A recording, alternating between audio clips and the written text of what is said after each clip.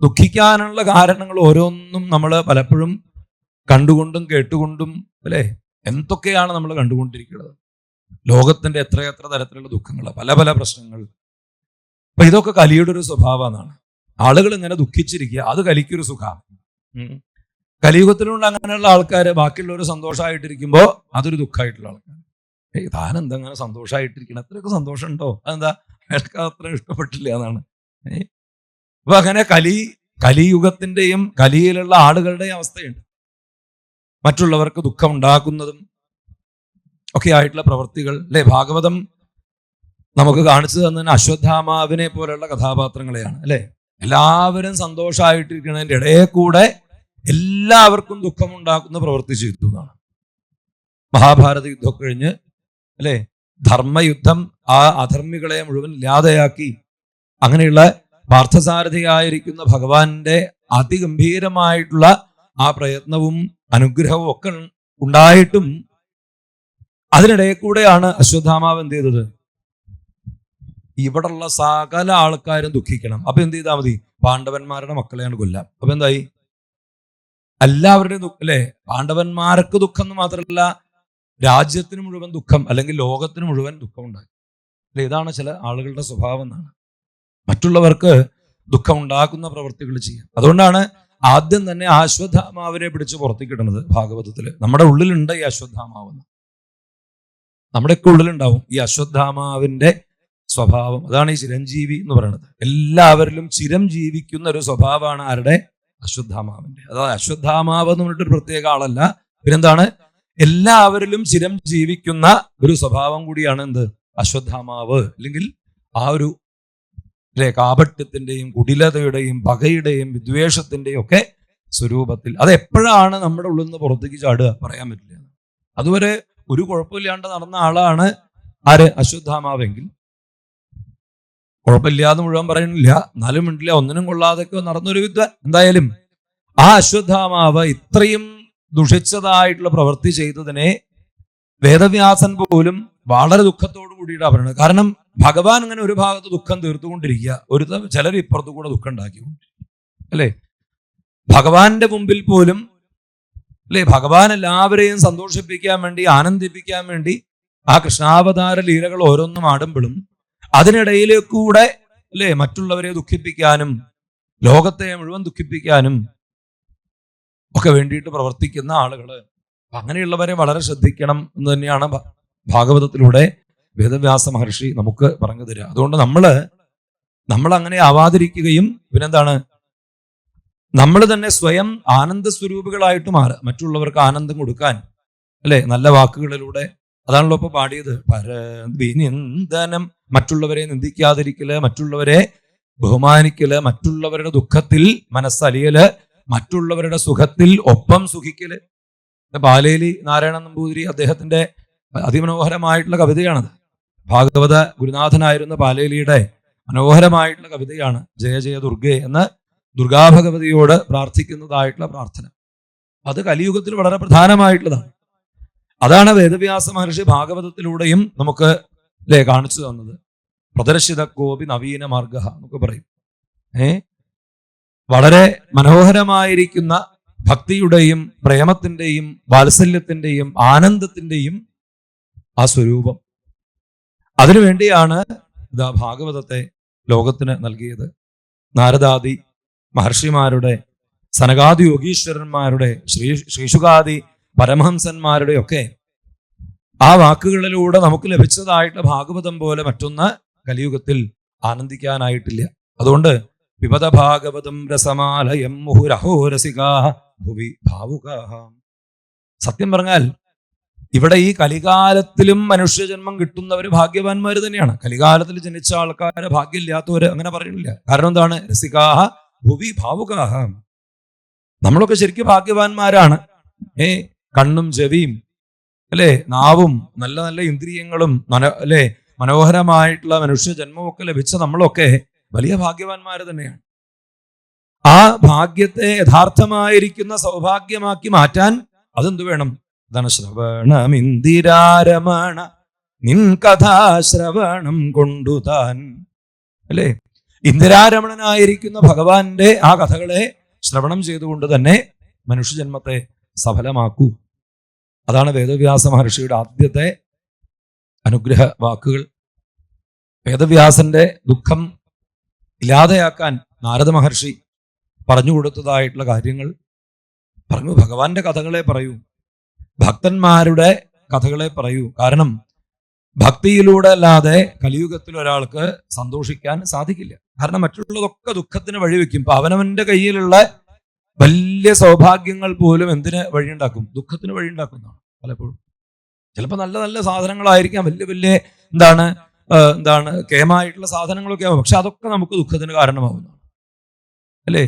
ലൗകികമായിരിക്കുന്നതെല്ലാം ദുഃഖത്തിന് കാരണമായിട്ട് തീരും. എന്നാൽ ഭഗവാനിലേക്കുള്ള ആ ഭക്തി അത് നമ്മുടെ ഉള്ളിലുണ്ടെങ്കിൽ അത് നമുക്ക് എപ്പോഴും ആനന്ദത്തെ പ്രദാനം ചെയ്യും. അതിനുവേണ്ടിയാണ് ശ്രമിക്കേണ്ടത് എന്നിങ്ങനെ നാരദ മഹർഷിയിലൂടെ അറിഞ്ഞതായിട്ടുള്ള വേദവ്യാസ മഹർഷി ഒരു കാര്യം ഉറപ്പിച്ചു. ഇത്രയും കാലം താൻ പറഞ്ഞതും, അല്ലെ, എത്രയോ പുരാണങ്ങള്, ഉപനിഷത്തുകള്, ശാസ്ത്രങ്ങള്, വേദം, ഇതിലൂടെയൊക്കെ പറഞ്ഞ കാര്യത്തെ എല്ലാവർക്കും ആനന്ദമുണ്ടാവുന്ന തരത്തിൽ പറയണം എന്ന് ഉറപ്പിച്ചു. മാത്രമല്ല അതല്ലാതെ മറ്റൊന്നും ഇനി ഞാൻ പറയില്ല അങ്ങനെ ഉറപ്പിച്ചു. ഇന്നത് പറയണം എന്ന് ഉറപ്പിച്ചിട്ടുണ്ട്, ഇന്നത് പറയില്ല എന്ന് ഉറപ്പിച്ചിട്ടുണ്ട്. അതാണ് തത് വിപര്യം എന്നും പറയുന്നുണ്ടല്ലോ, അല്ലെ? എന്താണോ പറയേണ്ടത് അതിനെ പറയുമെന്നും എന്താണോ ഒരിക്കലും പറയേണ്ടാത്തത് അതിനെ പരിപൂർണമായിട്ടും ഒഴിവാക്കുമെന്നും ആര് തീരുമാനിച്ചു? വേദവ്യാസ മഹർഷി. അത് നിശ്ചയിച്ചിട്ടാണ് ഭാഗവത രചന ആരംഭിച്ചത് തന്നെ. ഒന്നുറപ്പിച്ചിട്ടുണ്ട്, ഞാനിനി കൃഷ്ണനെ പറ്റിയാണ് പറയുന്നത്.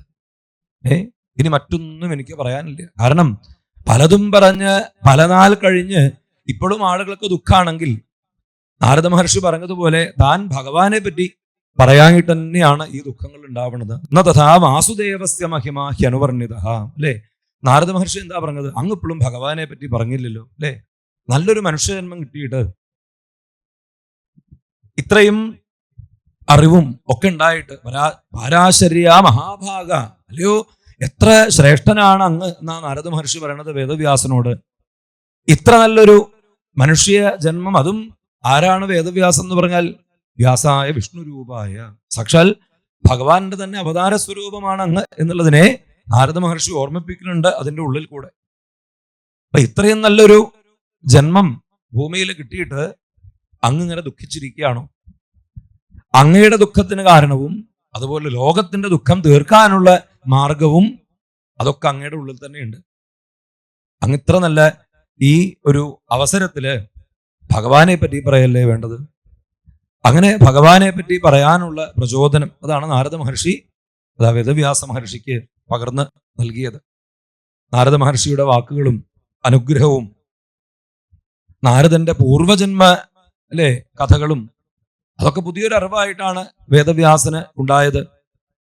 ഏതോ ഒരു ശൂദ്ര ജന്മത്തിൽ അനുഭവിച്ചതായിട്ടുള്ള അവസ്ഥകളും അതിൽ നിന്ന് എത്ര പെട്ടെന്നാണ് സജ്ജനങ്ങളുടെ അനുഗ്രഹത്താൽ ഭഗവാന്റെ കാരുണ്യത്താൽ ബ്രഹ്മാവിന്റെ പുത്രനായിട്ടുള്ള ആ ജന്മത്തിലേക്ക് താൻ ഉയർന്നതും ഇതൊക്കെ നാരദ മഹർഷി തന്നെ ഓർത്ത് പറഞ്ഞപ്പോ എത്രയാണ് ഭഗവാന്റെ വാത്സല്യം എന്ന് താൻ മറന്നുപോയല്ലോ എന്ന് വേദവ്യാസ മഹർഷിക്ക് തന്നെ തോന്നി. കാരണം ഇത്രയും കാരുണ്യം എന്നിൽ ചോരിഞ്ഞതും ചിത്രം നടിപ്പതും ചിത്രം തന്നെ.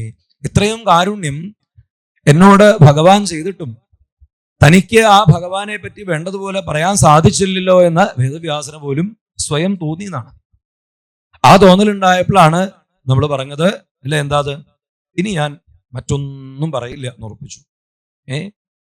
ഇനി ഞാൻ പറയുന്ന ഓരോ വാക്കുകളും ശ്രീകൃഷ്ണ കഥകളായിട്ട് മാറണം. ഈ ശ്രീകൃഷ്ണ കഥകൾ എന്ന് പറഞ്ഞപ്പോഴാണ് മറ്റുള്ള കഥകൾ പറയുന്നത് പോലെയല്ല.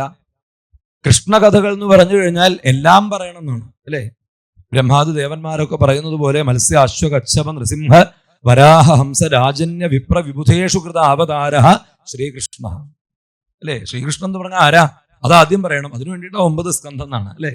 ശ്രീകൃഷ്ണൻ ആരാണ് എന്ന് ഒന്ന് ചുരുക്കി സൂചിപ്പിക്കുമ്പോഴേക്ക് തന്നെ എത്രയായി? 9 സ്കന്ധമായി. പിന്നെ ചുരുക്കി 90 അധ്യായം. പിന്നെ ഒന്നും കൂടി ചുരുക്കി ഭഗവാന്റെ വാക്കുകൾ, അല്ലെ? 11. അവസാനം കരാരവിന്ദേന പദാരവിന്ദം മുഖാരവിന്ദേ വിനിവേശയന്തം വടസ്യ പത്രസ്യ പുടേശയാനം ബാലം മുകുന്ദം മനസാ സ്മരാമി പ്രാഗുത്തരസ്യാം ശാഖായാം തസ്യാപി ദൃശേ ശിശും. അല്ലേ, 12-ാം അധ്യായത്തില് ഇത്രയൊക്കെ പറഞ്ഞ് ഏകാദശ സ്കന്ധം കൂടിയും പറഞ്ഞാണ് മുഴുവനാക്കി എവിടെ എത്തിക്കണു നമ്മളെ? ആ കരാരവിന്ദേന പദാരവിന്ദം മുഖാരവിന്ദേ വിനിവേശയന്തം എന്നുള്ള ഭാവത്തിൽ സച്ചിദാനന്ദ സ്വരൂപനായിരിക്കുന്ന ആ ബാലമുകുന്ദ സ്വരൂപയുടെ പാദങ്ങളിലേക്ക് നമ്മളെ ആശ്രയ രൂപത്തിൽ കൊണ്ടെത്തിക്കുകയാണ്. അല്ലെ, മനോഹരമായിട്ട്. അതാണ് ആ നാരദ മഹർഷിയുടെ വാക്കുകളിൽ നിന്ന് പറഞ്ഞ് കൃഷ്ണം വന്ദേ ജഗദ്ഗുരും എന്നുള്ള ഭാവമൊക്കെ പറഞ്ഞ് ഇത്രയൊക്കെ വലിയ അല്ലെ കാര്യങ്ങളെ പറഞ്ഞതൊക്കെ മനസ്സിലാവുക വെച്ച് കഴിഞ്ഞാൽ ഇത് മനസ്സിലാക്കിയാൽ മതി. എന്ത് മനസ്സിലാക്കിയാൽ മതി? അവനവന്റെ പാദം തന്നെ ആസ്വദിച്ചുകൊണ്ട് കിടക്കുന്ന ആ ആലിലക്കണ്ണന്റെ ആ പാദത്തെ ആശ്രയിച്ചോളൂ. ആ ഉണ്ണി ഇങ്ങനെ കണ്ടോളൂ. അല്ലെ, ബാലം മുകുന്ദം. ആ ചെറിയ ഉണ്ണിയായിട്ടുള്ള ആ കൃഷ്ണനെ തന്നെ ഹൃദയത്തിൽ ഉറപ്പിച്ചോളൂ. എന്നിങ്ങനെ ആശ്രയമെന്നുള്ള ആ പരമ ലക്ഷ്യം, അല്ലെ, പരമമായിരിക്കുന്ന ലക്ഷണത്തോടുകൂടി ഭാഗവതത്തെ സമർപ്പിക്കുമ്പോ ആ ഭാഗവത രചനയുടെ പൂർണ്ണത വേദവ്യാസനിൽ തന്നെ എത്രയാണ് സന്തോഷമുണ്ടാക്കിയത്. അപ്പൊ നമുക്കും അതെ, ഇനിയുള്ള ദിനരാത്രങ്ങളിൽ നമുക്കും ഇതിനെ കേൾക്കാനും മനനം ചെയ്യാനും ഒക്കെ വീണ്ടും അവസരമുണ്ടായിരിക്കുകയാണ്. ശ്രീ വേദവ്യാസ മഹർഷി ഉള്ളിൽ ഉറപ്പിച്ചതുപോലെ തന്നെ മഹാഭാരത യുദ്ധം കഴിഞ്ഞ സമയത്ത് തന്നെ, അല്ലെങ്കിൽ ആ ഒരു കാലഘട്ടം, കലിയുഗത്തിലേക്ക് പ്രവേശിക്കുന്ന ദ്വാപരയുഗ അവസാനമായിരിക്കുന്ന കാലഘട്ടം, അപ്പൊ ഉണ്ടായതായിട്ടുള്ള അവസ്ഥകളെ കണ്ടിട്ടാണ് വേദവ്യാസ മഹർഷിക്ക് ഒന്നുറപ്പായി. അതെന്താണ്? ഇവിടെ കൃഷ്ണഭക്തി ഉള്ളവർക്ക് മാത്രമേ എന്തുള്ളൂ? രക്ഷയുള്ളൂ. മറ്റുള്ളവർക്കൊക്കെ എല്ലാം നശിക്കുന്നത് നമുക്ക് കാണാം. വലിയ കേമന്മാരാണ്, പക്ഷെ ഒക്കെ അല്ലേ കൗരവന്മാരായിട്ടുള്ള 100 പേര് നശിച്ചത്. അതുപോലെ ഭഗവാന്റെ തന്നെ ബന്ധുക്കളായിട്ടൊക്കെ ദ്വാരകയിലുണ്ടായിരുന്ന യാദവന്മാരുടെ നാശം, ഇത് രണ്ടും കണ്ടു എന്നാണ്. അല്ലെ, കൗരവന്മാരുടെ നാശം ഒരു ഭാഗത്ത്, അത് കുറെണ്ണം അവിടെ കിടന്ന് മരിച്ചു, ഇത് കുറെണ്ണം ഇവിടെ കിടന്ന് മരിച്ചു. എവിടെ? ഭഗവാന്റെ മുമ്പ് കിടന്ന് തല്ലൂടി മരിക്കണു. അപ്പൊ ഈ ഭഗവാന്റെ മുമ്പ് കിടന്ന് തല്ലൂടി മരിക്കണ കണ്ടപ്പോ മറ്റൊരു ഭേദ തോന്നി. അതെന്താ? അത് മുമ്പിൽ തന്നെ ആയിരുന്നു വെച്ചാലും അന്തല്യായിട്ടാണ്. ഇത് അന്തല്യായിട്ടാണോ? ഇത് അന്തം കൂടിയിട്ടാ. ഇന്നിപ്പോ അന്തം കുറച്ച് കൂടിയത് കൊണ്ട് കുറഞ്ഞു. 2 തരമുണ്ട്. പലതരത്തിലുള്ള ആൾക്കാരെ ഇന്ന് കാണാം. അന്തം ഇല്ലാത്ത ആൾക്കാരെയും കാണാം, കുറച്ച് അധികമായിട്ടുള്ള ആൾക്കാരുണ്ട്. വല്ലാണ്ട് അധികമായിട്ട് ഇതൊന്നും ഇല്ല പറഞ്ഞ് നടക്കുന്ന ആൾക്കാരുണ്ട്. അല്ലേ, നല്ല അറിവാന്നാ പറയണത്. എന്നിട്ടോ ഇതൊന്നും ഇല്ല. അത്ര ആരില്ല? ഈശ്വരനില്ല, കൃഷ്ണനില്ല, ഭാഗവതമില്ല, രാമായണമില്ല, അല്ലെ മഹാഭാരതമില്ല, നാരായണീയല്ല, ഇല്ല പറഞ്ഞുകൊണ്ട് നടക്കുന്ന ആൾക്കാരെ ഒക്കെ പഠിച്ചവരാന്നാ പറയണേ. അപ്പൊ അതാ പറഞ്ഞത്, അന്തല്ല, അല്ലെ, അന്തള്ള ആൾക്കാരും അന്തല്ലാത്ത ആൾക്കാരും. ഒരു ഭാഗത്ത് കൗരവന്മാരുടെ നാശം, ഒരു ഭാഗത്ത് യാദവന്മാരുടെ നാശം വേദവ്യാസ മഹർഷി കാണാണ്. ഒന്ന് വേദവ്യാസന് മനസ്സിലായി. എന്താണ്? ജനസ്യ കൃഷ്ണാത് വിമുഖസ്യ ദൈവാത് അധർമ്മശീലസ്യ സുദുഃഖിതസ്യ. വിതുര മൈത്രേയ സംവാദത്തിൽ വിതുര മഹാശയന്റെ തന്നെ വാക്കുകളിലൂടെ വേദവ്യാസൻ സൂചിപ്പിച്ചു, ഇവിടെ എന്താ സംഭവിച്ചത്? ജനസ്യ കൃഷ്ണാത് വിമുഖസ്യ, ഭഗവാനിൽ നിന്ന് വിമുഖന്മാരായി സാകലതും ചത്തൊടുങ്ങിയതാണ്. അവനവന്റെ കൂടെയുള്ള അവനവന്റെ തന്നെ ബന്ധുവായിട്ടും അല്ലെ ഭഗവാന്റെ മക്കളായിട്ടുള്ള സാമ്പൻ തുടങ്ങിയവരാണ് ഏറ്റവും മുമ്പിൽ ദുഷ്ടതയ്ക്കിയത്. ഭഗവാന്റെ പുത്രനായിട്ടുള്ള സാമ്പൻ, അതുപോലെ ഭഗവാന്റെ പുത്രന്മാരായിട്ടുള്ള മറ്റുള്ള ആളുകള്, അവരുടെ ബന്ധുക്കള്. അപ്പൊ ഇങ്ങനെ ഒരു ഭാഗത്ത് വലിയ ശ്രേയസ്സിലേക്ക് എത്തിച്ചേരേണ്ട ഭഗവാന്റെ കൂടെ എപ്പോഴും ഉള്ളവരായിട്ടുള്ള ഭഗവാന്റെ കുട്ടികളും ബന്ധുക്കളുമായിട്ടുള്ള ആളുകൾ പോലും ഈ അഹങ്കാരത്തിന്റെയും അല്ലെ ദുസ്വഭാവങ്ങളുടെയും കാരണത്തെ കൊണ്ട് ആ ദ്വാപരയുഗത്തിന്റെ അവസാനത്തിൽ തന്നെ മണ്ണടിഞ്ഞു പോകുന്നത് കണ്ടപ്പോ വേദവ്യാസ മഹർഷി തീർച്ചയാക്കി ഇവരുടെയൊക്കെ കുഴപ്പം ഒന്നു തന്നെയാണ്. എന്താണ്? കൃഷ്ണാത് വിമുഖസ്യ. ഒരാൾക്കും ഭഗവാനെ വേണമെന്നില്ല. അതാണ് ബാക്കിയുള്ളതൊക്കെ വേണം. അല്ലെ, ദുര്യോധനാദികളായിട്ടുള്ള ആളുകളെ നോക്കിക്കോളൂ. അവർക്ക് ഈ യാദവന്മാരായിട്ടുള്ള യാദവ പ്രമാണിമാര് എങ്ങനെയാ പറയുന്നത്? ഒരു പ്രമാണം ഇല്ല ഇനി. ആ പ്രമാണിയാന്നുള്ളത് അല്ലെ ധാരാളം അവനവൻ വലിയ പ്രമാണിമാരായിട്ടുള്ള ആളുകള് അല്ലെ. ആ യാദവ പ്രമാണിമാര് പോലും വെറും ഈയാമ്പാറ്റകളെ പോലെ നശിച്ചു പോകുന്നതായിട്ടുള്ള കാഴ്ച. എന്തിൻ്റെയൊക്കെയോ പേരിൽ ഭ്രമിച്ച് സജ്ജനങ്ങളെ നിന്ദിച്ച്, അല്ലേ? അപ്പൊ നോക്കിക്കോളൂ, ഭാഗവതം പറയാണ്, ഒരിക്കലും നമ്മൾ സജ്ജനങ്ങളെ എന്ത് ചെയ്യരുത്, നിന്ദിക്കാനിട വരരുത്. സ്വപ്നത്തിൽ പോലും ചിന്തയിൽ പോലും നമുക്ക് ഒരു സജ്ജന നിന്ദ ചെയ്യാൻ ഇടവരരുത്. കാരണം അത് നമ്മളെ എന്ന് മാത്രമല്ല, സകലതിനെയും നശിപ്പിക്കുന്നതാണ്, എല്ലാത്തിനെയും നശിപ്പിക്കും. അത് വേദവ്യാസൻ നമുക്കിതാ കാണിച്ചു തരും. അപ്പൊ കഴിയുന്ന സമയത്ത് എന്ത് വേണം? കഴിയുന്ന സമയത്ത് സജ്ജനങ്ങളെ പരമാവധി സജ്ജനങ്ങളുമായിട്ട് ചേർന്നിരിക്കാൻ നമ്മൾ ശ്രമിക്കുക, പരമാവധി ശ്രമിക്കുക. അവനവന്റെ ഗൃഹത്തിലായാലും എവിടെ ചെന്നായാലും സജ്ജനങ്ങളോടുകൂടി ചേർന്നിരിക്കാനും സന്മനസ്ഥിതിയോടുകൂടി ഇരിക്കാനും ശ്രമിക്കുക.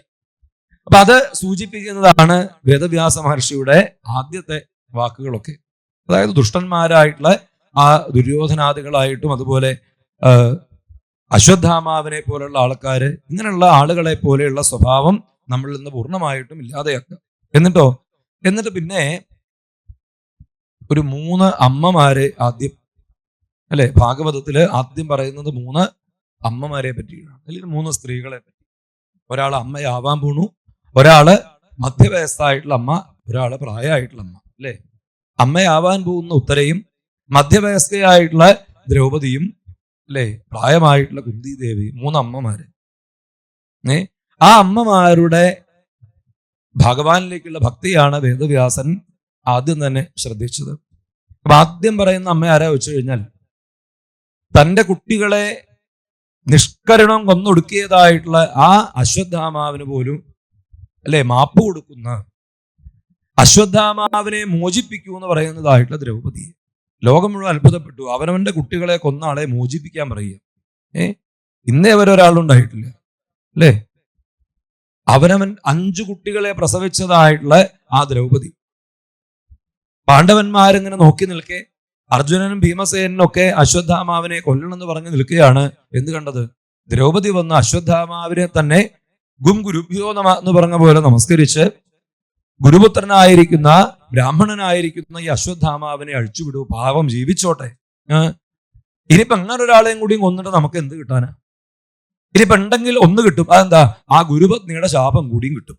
എന്നാ മുഴുവനെ ഇപ്പൊ അല്ലെ, ഇയാളെ കൊന്നു കഴിഞ്ഞാൽ ഗുരുശാപം ഉറപ്പാണ്. ഗുരുഹത്യാ പാപം, ബ്രഹ്മഹത്യാ പാപം. ഇനിയിപ്പോ ഇയാളെ കൊന്നു കഴിഞ്ഞാൽ ഫ്രീ ആയിട്ട് ഒന്നും കൂടിയും കിട്ടും. അതെന്താണ്? ആ ആരുമില്ലാത്ത ഗുരുപത്നി, അല്ലെ, കൃപി എന്നുള്ള ആ ഗുരു ദ്രോണാചാര്യയുടെ പത്നിയായിട്ടുള്ള ആ അമ്മയ്ക്ക് കൂടി നമ്മൾ കാരണം, അല്ലെ, ഒരു ദുഃഖം ഉണ്ടാക്കണോ? 5 കുട്ടികളെ പ്രസവിച്ച് ആ കുട്ടികൾ ഒരു നിമിഷം കൊണ്ട് ഇല്ലാതെയാവുന്ന ദുഃഖം ഞാൻ എത്രയാണ് അനുഭവിക്കണമെന്ന് എനിക്കേ അറിയുള്ളൂ, അല്ലെ? തലേ ദിവസം ഭക്ഷണം വാരിക്കൊടുത്ത്, അല്ലെ, കഴിപ്പിച്ച ആ അമ്മ ഇന്ന് വെളിച്ചാകുമ്പോ കാണുന്നത് ആ കുട്ടികളുടെ മൃതശരീരമാണെങ്കിൽ ആ അമ്മയുടെ അവസ്ഥ എന്താണ്? ഒരിക്കലും ചിന്തിക്കാത്ത, ഒരിക്കലും പാടില്ലാത്തതായിട്ടുള്ള ഒരു അധർമ്മമാണ് അവിടെ ഉണ്ടായത്. അശ്വത്ഥാമാവിന്റെ ദുഷ്ടത. ദുര്യോധനൻ പോലും മൂക്കത്ത് വിരൽ വെച്ചു അത്രേ ഈ ദുഷ്ടന്റെ പ്രവൃത്തി കണ്ടിട്ട്. ജുഗുപ്സിതം കർമ്മ വിഗർഹയന്തി. ഇത്ര വൃത്തികെട്ട പ്രവൃത്തി ചെയ്തതായിട്ടുള്ള അശ്വത്ഥാമാവിനെ കണ്ടപ്പോ ദുര്യോധനന് പോലും മൂക്കത്ത് വിരൽ വെച്ച് ആട്ടി പറഞ്ഞേക്കാനാ തോന്നിയത്. ദുര്യോധനൻ ഇതുവരെ ഒരു നന്മയും ചെയ്യാത്തൊരു വിദ്വാനാ. അങ്ങനെയുള്ള ആള് ഈ ദുഷ്ടത കേട്ടപ്പോ ദുര്യോധനന് പോലും അത് സഹിക്കാൻ സാധിച്ചില്ല എന്ന് പറയും. അങ്ങനെയുള്ള അശ്വത്ഥാമാവിനെ അഴിച്ചുവിടാൻ പറഞ്ഞുകൊണ്ട് തൻ്റെ മരിച്ചുപോയ കുട്ടികളിൽ പോലെ അതുപോലെ ഒരാളായിക്കൊണ്ട്, തൻ്റെ കുട്ടികളെ പോലൊരു കുട്ടിയല്ലേ ഇയാളും, ഒരമ്മയ്ക്കുണ്ടായതാണല്ലോ. വേണ്ട, ആ അമ്മ ദുഃഖിക്കണ്ട. എങ്ങനെ ജീവിക്കുകയാണെങ്കിലും എവിടെ ജീവിക്കുകയാണെങ്കിലും ആ അമ്മയ്ക്കൊരു സമാധാനം ഉണ്ടാവുമല്ലോ. ഈ അശ്വത്ഥാമാവ് ജീവിച്ചിരിക്കണു എന്നറിഞ്ഞു കഴിഞ്ഞാൽ ജീവിച്ചോട്ടെ, ആ അമ്മയും ജീവിക്കട്ടെ, ദുഷ്ടനാണെങ്കിലും ഈ പുത്രന് ജീവിക്കട്ടെ. എന്തിനാ നമ്മളായിട്ട് ഈ അശ്വത്ഥാമാവിനെ, അല്ലെ, ഇല്ലാതെയാക്കിക്കൊണ്ട് ആ അമ്മയ്ക്ക് ദുഃഖം നൽകുന്നത്? അപ്പൊ അശ്വത്ഥാമാവിനോട് പോലും, തൻ്റെ കുട്ടികളെ കൊന്നവനോട് പോലും ആ കാരുണ്യം കാണിക്കാൻ ആർക്ക് സാധിച്ചു എന്നാണ്? ദ്രൗപദി ദേവിക്ക്. വേദവ്യാസ മഹർഷി നോക്കുമ്പോൾ ഇതേ ദ്രൗപദിയാണ് പണ്ട് മുടിയഴിച്ചിട്ട് ചോര കൊണ്ടുവന്ന, അല്ലെ, ആ കൗരവന്മാരുടെ ചോര കൊണ്ടുവന്ന മുടി കെട്ടണം എന്ന് പറഞ്ഞ ആളാണ്. കേശമിതു കൊണ്ട് കേശവ ഗമിക്കണം എന്ന് പറഞ്ഞ ആളാണ്. ഇപ്പൊ എന്ത് ചെയ്യണത്? അവനവന്റെ കുട്ടികളെ കൊന്നവനെ ആ മരിച്ചുപോയ കുട്ടികളിൽ ഒരാളായിട്ടുള്ള രീതിയിൽ കണ്ടുകൊണ്ട് ആ സ്നേഹം, ആ ദ്രൗപദിയുടെ കണ്ണില് ആ അശ്വത്ഥാമാവിനോട് പോലും ഒരു വാത്സല്യം തോന്നിയിത്രേ.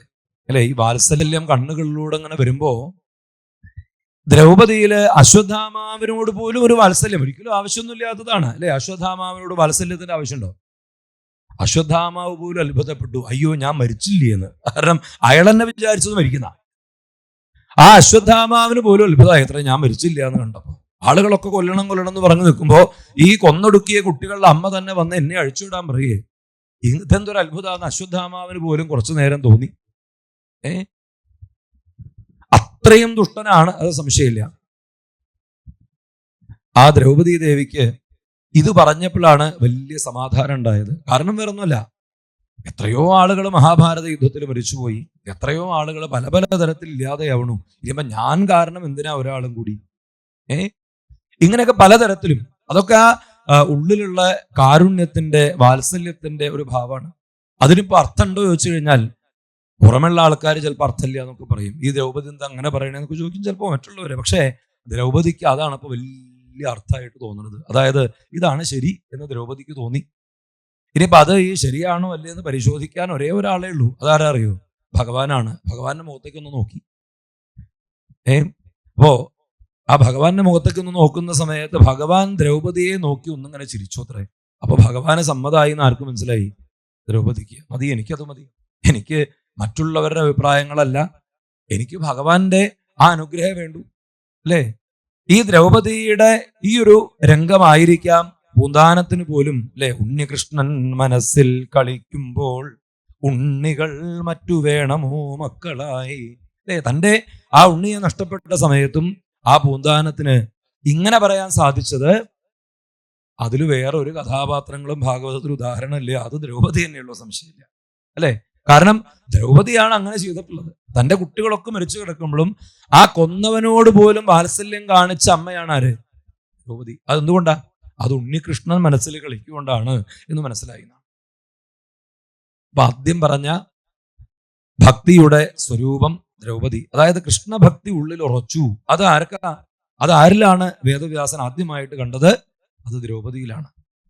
വേദവ്യാസന് സന്തോഷായി, എന്തൊരു ഭക്തിയാ ദ്രൗപദിക്ക്.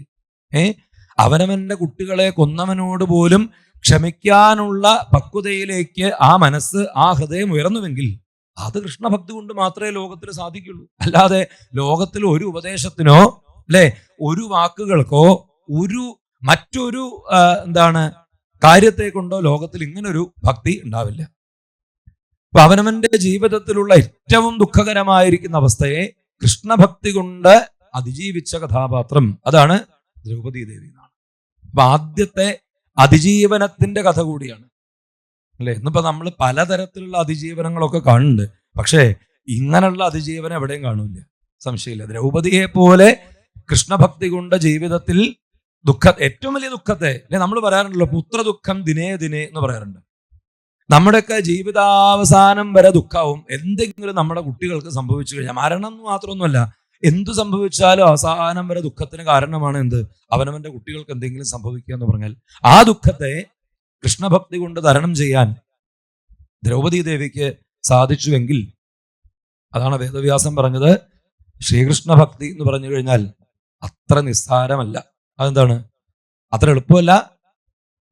അത്ര എളുപ്പമൊന്നുമല്ല. ശ്രീകൃഷ്ണ ഭക്തി ഉണ്ടാവുക എന്ന് പറഞ്ഞു കഴിഞ്ഞാൽ അത്ര എളുപ്പമൊന്നുമല്ല, അല്ലെ. മുകുന്ദോ മുക്തിം ദദാതി കരിഹിജിൽ സ്മരണ ഭക്തി യോഗം എന്ന് പറയുന്നുണ്ട് പഞ്ചമസ്കന്ധത്തില്. ഭഗവാൻ ചിലപ്പോ മുക്തിയൊക്കെ വാരിക്കോരി കൊടുക്കും, എത്ര വേണമെങ്കിൽ തരുന്നതാണ്. പക്ഷേ ഭക്തി എന്നുള്ളത് അത് ഉള്ളിൽ ഉറപ്പിക്കല് അത്ര എളുപ്പമായിട്ടുള്ളതല്ല. അപ്പൊ അത് ഉറച്ച ഏറ്റവും ശ്രേഷ്ഠയായിരിക്കുന്ന കഥാപാത്രം ദ്രൗപദി എന്നുള്ള ആ അമ്മ.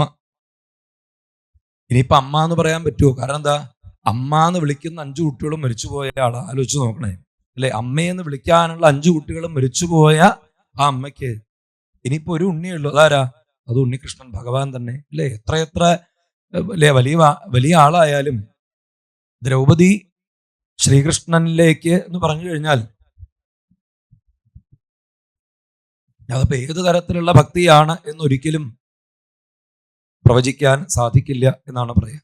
കാരണം ദ്രൗപദിക്ക് ഭഗവാനോട് എല്ലാ തരത്തിലുള്ള വാത്സല്യം ഉണ്ടെന്നാണ്. ഒരു സുഹൃത്തിനെ പോലെ ഉണ്ട് അല്ലെ. ഇനി ഇപ്പൊ തന്റെ ഭർത്താക്കന്മാരെ പോലെ പതിമേ കുരു ദയനമ എന്നൊക്കെ പ്രാർത്ഥിച്ചതുപോലെ എനിക്ക് പതിയായിട്ടുള്ള ആളാണ് ഭഗവാൻ, എനിക്ക് സുഹൃത്തായിട്ടുള്ള ആളാണ് ഭഗവാൻ അല്ലെ, എനിക്ക് സഹോദരനായിട്ടുള്ള ആളാണ് ഭഗവാൻ.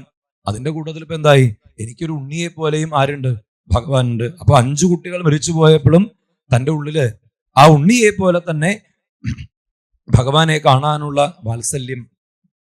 അപ്പൊ അങ്ങനെ ആ മാതൃഭാവത്തിന്റെ സ്വരൂപമായിക്കൊണ്ട് ദ്രൗപദി ദേവിയെയും, അത് കഴിഞ്ഞ് ഭഗവാൻ ആ രംഗത്തെ വേണ്ട പോലെ അർജുനെ കൊണ്ട് അല്ലെ നിർവഹിപ്പിച്ചു. അർജുനോട് പറഞ്ഞു, ദ്രൗപദി പറഞ്ഞു കേട്ടില്ലേ, അതന്നെയാണ് എനിക്കും അഭിപ്രായം. കൊല്ലരുത് എന്ന് ഞാൻ പറയണില്ല, കൊല്ലണമെന്നും പറയണില്ല എന്നാണ്.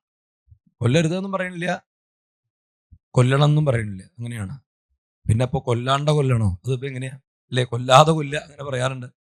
അർജുനൻ നല്ലോണം ആലോചിച്ചു എന്നാണ്. ഭഗവാന്റെ വാക്കുകളുടെ ആ സാരം അർജുനന് മാത്രമേ മനസ്സിലായുള്ളൂ. അങ്ങനെയാണ് അശ്വത്ഥാമാവിനെ എല്ലാ അല്ലെ നന്മകളും എല്ലാ തരത്തിലുള്ള ആ വിശേഷങ്ങളും ഇല്ലാതെയാക്കിക്കൊണ്ട് ഭ്രഷ്ടനായി ആ സദസ്സിൽ നിന്ന് തള്ളിക്കളയുന്നതും. അങ്ങനെയുള്ള അശ്വത്ഥാമാവ് എല്ലാം നഷ്ടപ്പെട്ടിട്ടും ഉള്ളിലുള്ള ദുഷ്ടത മാറണില്ല.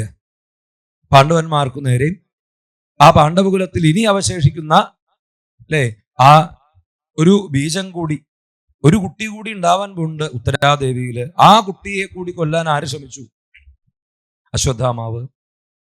ബ്രഹ്മശിരസ് എന്നുള്ളതായിട്ടുള്ള അസ്ത്രത്തെ കൊണ്ട് ആ ഗർഭത്തിൽ കിടക്കുന്ന ആ കുഞ്ഞിനെ നശിപ്പിക്കാൻ ശ്രമിച്ചു അശ്വത്ഥാമാവ്. ഉത്തരാദേവി ആ സദസ്സിൽ നിന്ന് ഭഗവാൻ കേൾക്കുന്നത് ഉറക്കെ ഉത്തരാദേവിയുടെ കരച്ചിലാണ്. ആ കരയുന്ന സമയത്ത് ഉത്തരാദേവി ഇങ്ങനെ പ്രാർത്ഥിക്കുന്നത് എന്താണ്? ദേവദേവ കൃഷ്ണ കൃഷ്ണ മഹാഭാഗ, ദാ ഭഗവാനെ, എനിക്ക് മറ്റാരും നാന്യം ത്വത് അഭയം പശ്യേ എത്ര മൃത്യു പരസ്പരം അഭിദ്രവതി മാം ഈശ ശരസ്തപ്തായസോ വിഭോ കാമം ദഹതു മാം നാഥ മാമേ ഗർഭോ നിപാത്യതാം എന്നിങ്ങനെ പ്രാർത്ഥിക്കുന്ന പ്രാർത്ഥനയാണ് ഭഗവാൻ പിന്നീട് കേൾക്കുന്നത്. ഓടിച്ചെല്ലാണ് ഉത്തരാദേവിയുടെ അടുത്തേക്ക്. ഉത്തരാദേവി എന്ന് പറഞ്ഞാൽ എത്ര വയസ്സുണ്ട് ചോദിച്ചാൽ ഒരു 16-17 വയസ്സേ ആയിട്ടുള്ളൂ എന്നാണ്. ചെറിയ കുട്ടിയാണ്. അഭിമന്യുവിനെ വിവാഹം ചെയ്തു. ആ വിവാഹം ചെയ്ത് കുറച്ച് നാളെ ആയുള്ളൂ ഇവിടെ അഭിമന്യുവിൽ നിന്ന് ഗർഭം ധരിച്ചിരിക്കുന്നു. ആ ഗർഭം ധരിച്ചിരിക്കുന്ന സമയത്താണ് അഭിമന്യുവിന്റെ മഹാഭാരത യുദ്ധത്തിൽ വെച്ചുള്ള ആ മരണം സംഭവിച്ചത്. അപ്പൊ ചെറുപ്പത്തിൽ തന്നെ വിധവയായിട്ട് തീർന്നതും ഇതാ ഒരു കുഞ്ഞിന് താൻ ജന്മം നൽകുകയാണ്. ഈ കുഞ്ഞാണ് ഇനി ഭാരതത്തിന് അധിപനായിട്ട്, അല്ലെങ്കിൽ ഈ ഭാരത ധർമ്മത്തെ പരിപാലിക്കാനുള്ളത്. അതാണ് ഉത്തരാദേവി ഉള്ളിൽ വിചാരിക്കുന്നത്. അങ്ങനെയുള്ള തൻ്റെ കുഞ്ഞിനെ എന്തോ വന്ന് നശിപ്പിച്ചിട്ടുണ്ട്. തൻ്റെ ഗർഭത്തിൽ കിടക്കുന്ന കുട്ടിക്ക് എന്തോ സംഭവിച്ചിട്ടുണ്ടെന്ന് ആർക്കും മനസ്സിലായി? ഉത്തരാദേവിക്ക്. കാരണം അതുവരെ പ്രശ്നങ്ങളൊന്നും തോന്നാതിരുന്ന ഉത്തരയ്ക്ക് ആ സമയത്ത് തൻ്റെ ഗർഭത്തിൽ കിടക്കുന്ന കുഞ്ഞിന് എന്തോ സംഭവിച്ചു, തനിക്ക് എന്തോ പറ്റി, ശരീരമാസകലം ചുട്ടുപൊള്ളുന്നതായിട്ടുള്ള അവസ്ഥയും, മുമ്പിലിങ്ങനെ മരണം തന്നെ സംഭവിക്കാൻ പോവുകയാണോ എന്നുവരെ. ഉത്തരയ്ക്ക് അവനവന്റെ മരണത്തെ പറ്റി വലിയ പേടിയില്ല. പക്ഷേ ഉത്തര പ്രാർത്ഥിച്ചത് എന്താണ്? ഞാൻ മരിച്ചാലും എൻ്റെ ഈ കുഞ്ഞിനെ ഭഗവാൻ രക്ഷിക്കണേ. കാരണം അവനെയാണ് ഇനി ഭഗവാനിലേക്ക് ധർമ്മ രക്ഷയ്ക്കായിക്കൊണ്ട് ഈ സനാതന ധർമ്മത്തിനു വേണ്ടി എനിക്ക് ഇനി എന്തെങ്കിലും ചെയ്യാനുണ്ടെങ്കിൽ അതെന്റെ ഈ ഗർഭത്തിൽ കിടക്കുന്നതായിട്ടുള്ള കുഞ്ഞിനെ സമർപ്പിക്കലാണ്.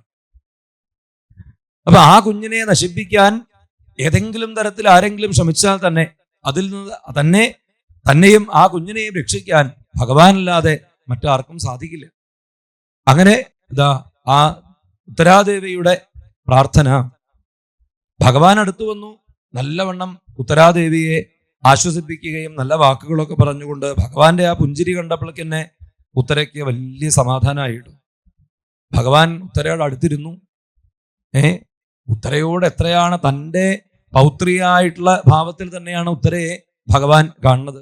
വാത്സല്യത്തോടുകൂടി ഉത്തരയുടെ ആ ശിരസ്സെടുത്ത് തൻ്റെ മടിയിൽ വെച്ച് ആശ്വസിപ്പിച്ച് വാക്കുകളൊക്കെ പറഞ്ഞു. ഉത്തരയോട് പറഞ്ഞു, നീ പേടിക്കേണ്ടതില്ല, ഞാൻ നിന്റെ കൂടെ ഉണ്ട്. എന്തു വന്നാലും ഞാൻ കൂടെ ഉണ്ടല്ലോ, എന്തിനാ പേടിക്കണമെന്ന് ചോദിച്ചാൽ ഉത്തരയെ നല്ല വാക്കുകളെ കൊണ്ടും നല്ല ആ കേശവേന അനുകമ്പിതം എന്ന് പറയില്ലേ, ആ തലോടൽ കൊണ്ടൊക്കെ നല്ലവണ്ണം ആശ്വസിപ്പിച്ചുകൊണ്ട് ഇതാ ഭഗവാൻ ഉത്തരയുടെ സകല ദുഃഖങ്ങളെയും ഭയത്തെയും ഒക്കെ അങ്ങോട്ട് ഒരു നിമിഷ നേരം കൊണ്ട് ഇല്ലാതെയാക്കി എന്നാണ്. ആ സമയത്ത് അവിടെ വേദവ്യാസ മഹർഷി അത്രേ പറയുള്ളൂ വെച്ചാലും പിന്നീട് വേദവ്യാസൻ പറയുന്നുണ്ട് അവിടെ എന്താ സംഭവിച്ചത്. ഉത്തരാഗർഭത്തിലേക്ക് അങ്കുഷ്ടമാത്രം അമലം, അല്ലെ, ഒരു ചെറിയ പെരുവിരലിന്റെ പകുതി വലിപ്പത്തില് ഒരു ചെറിയ സ്വരൂപം സ്വീകരിച്ച് ഭഗവാൻ എവിടെ പ്രവേശിച്ചു? ആ ഉത്തരാഗർഭത്തിലേക്ക് പ്രവേശിച്ചിട്ടുണ്ട്. എന്തിനാ? പരിഭ്രമന്തമുൽക്കാഭം.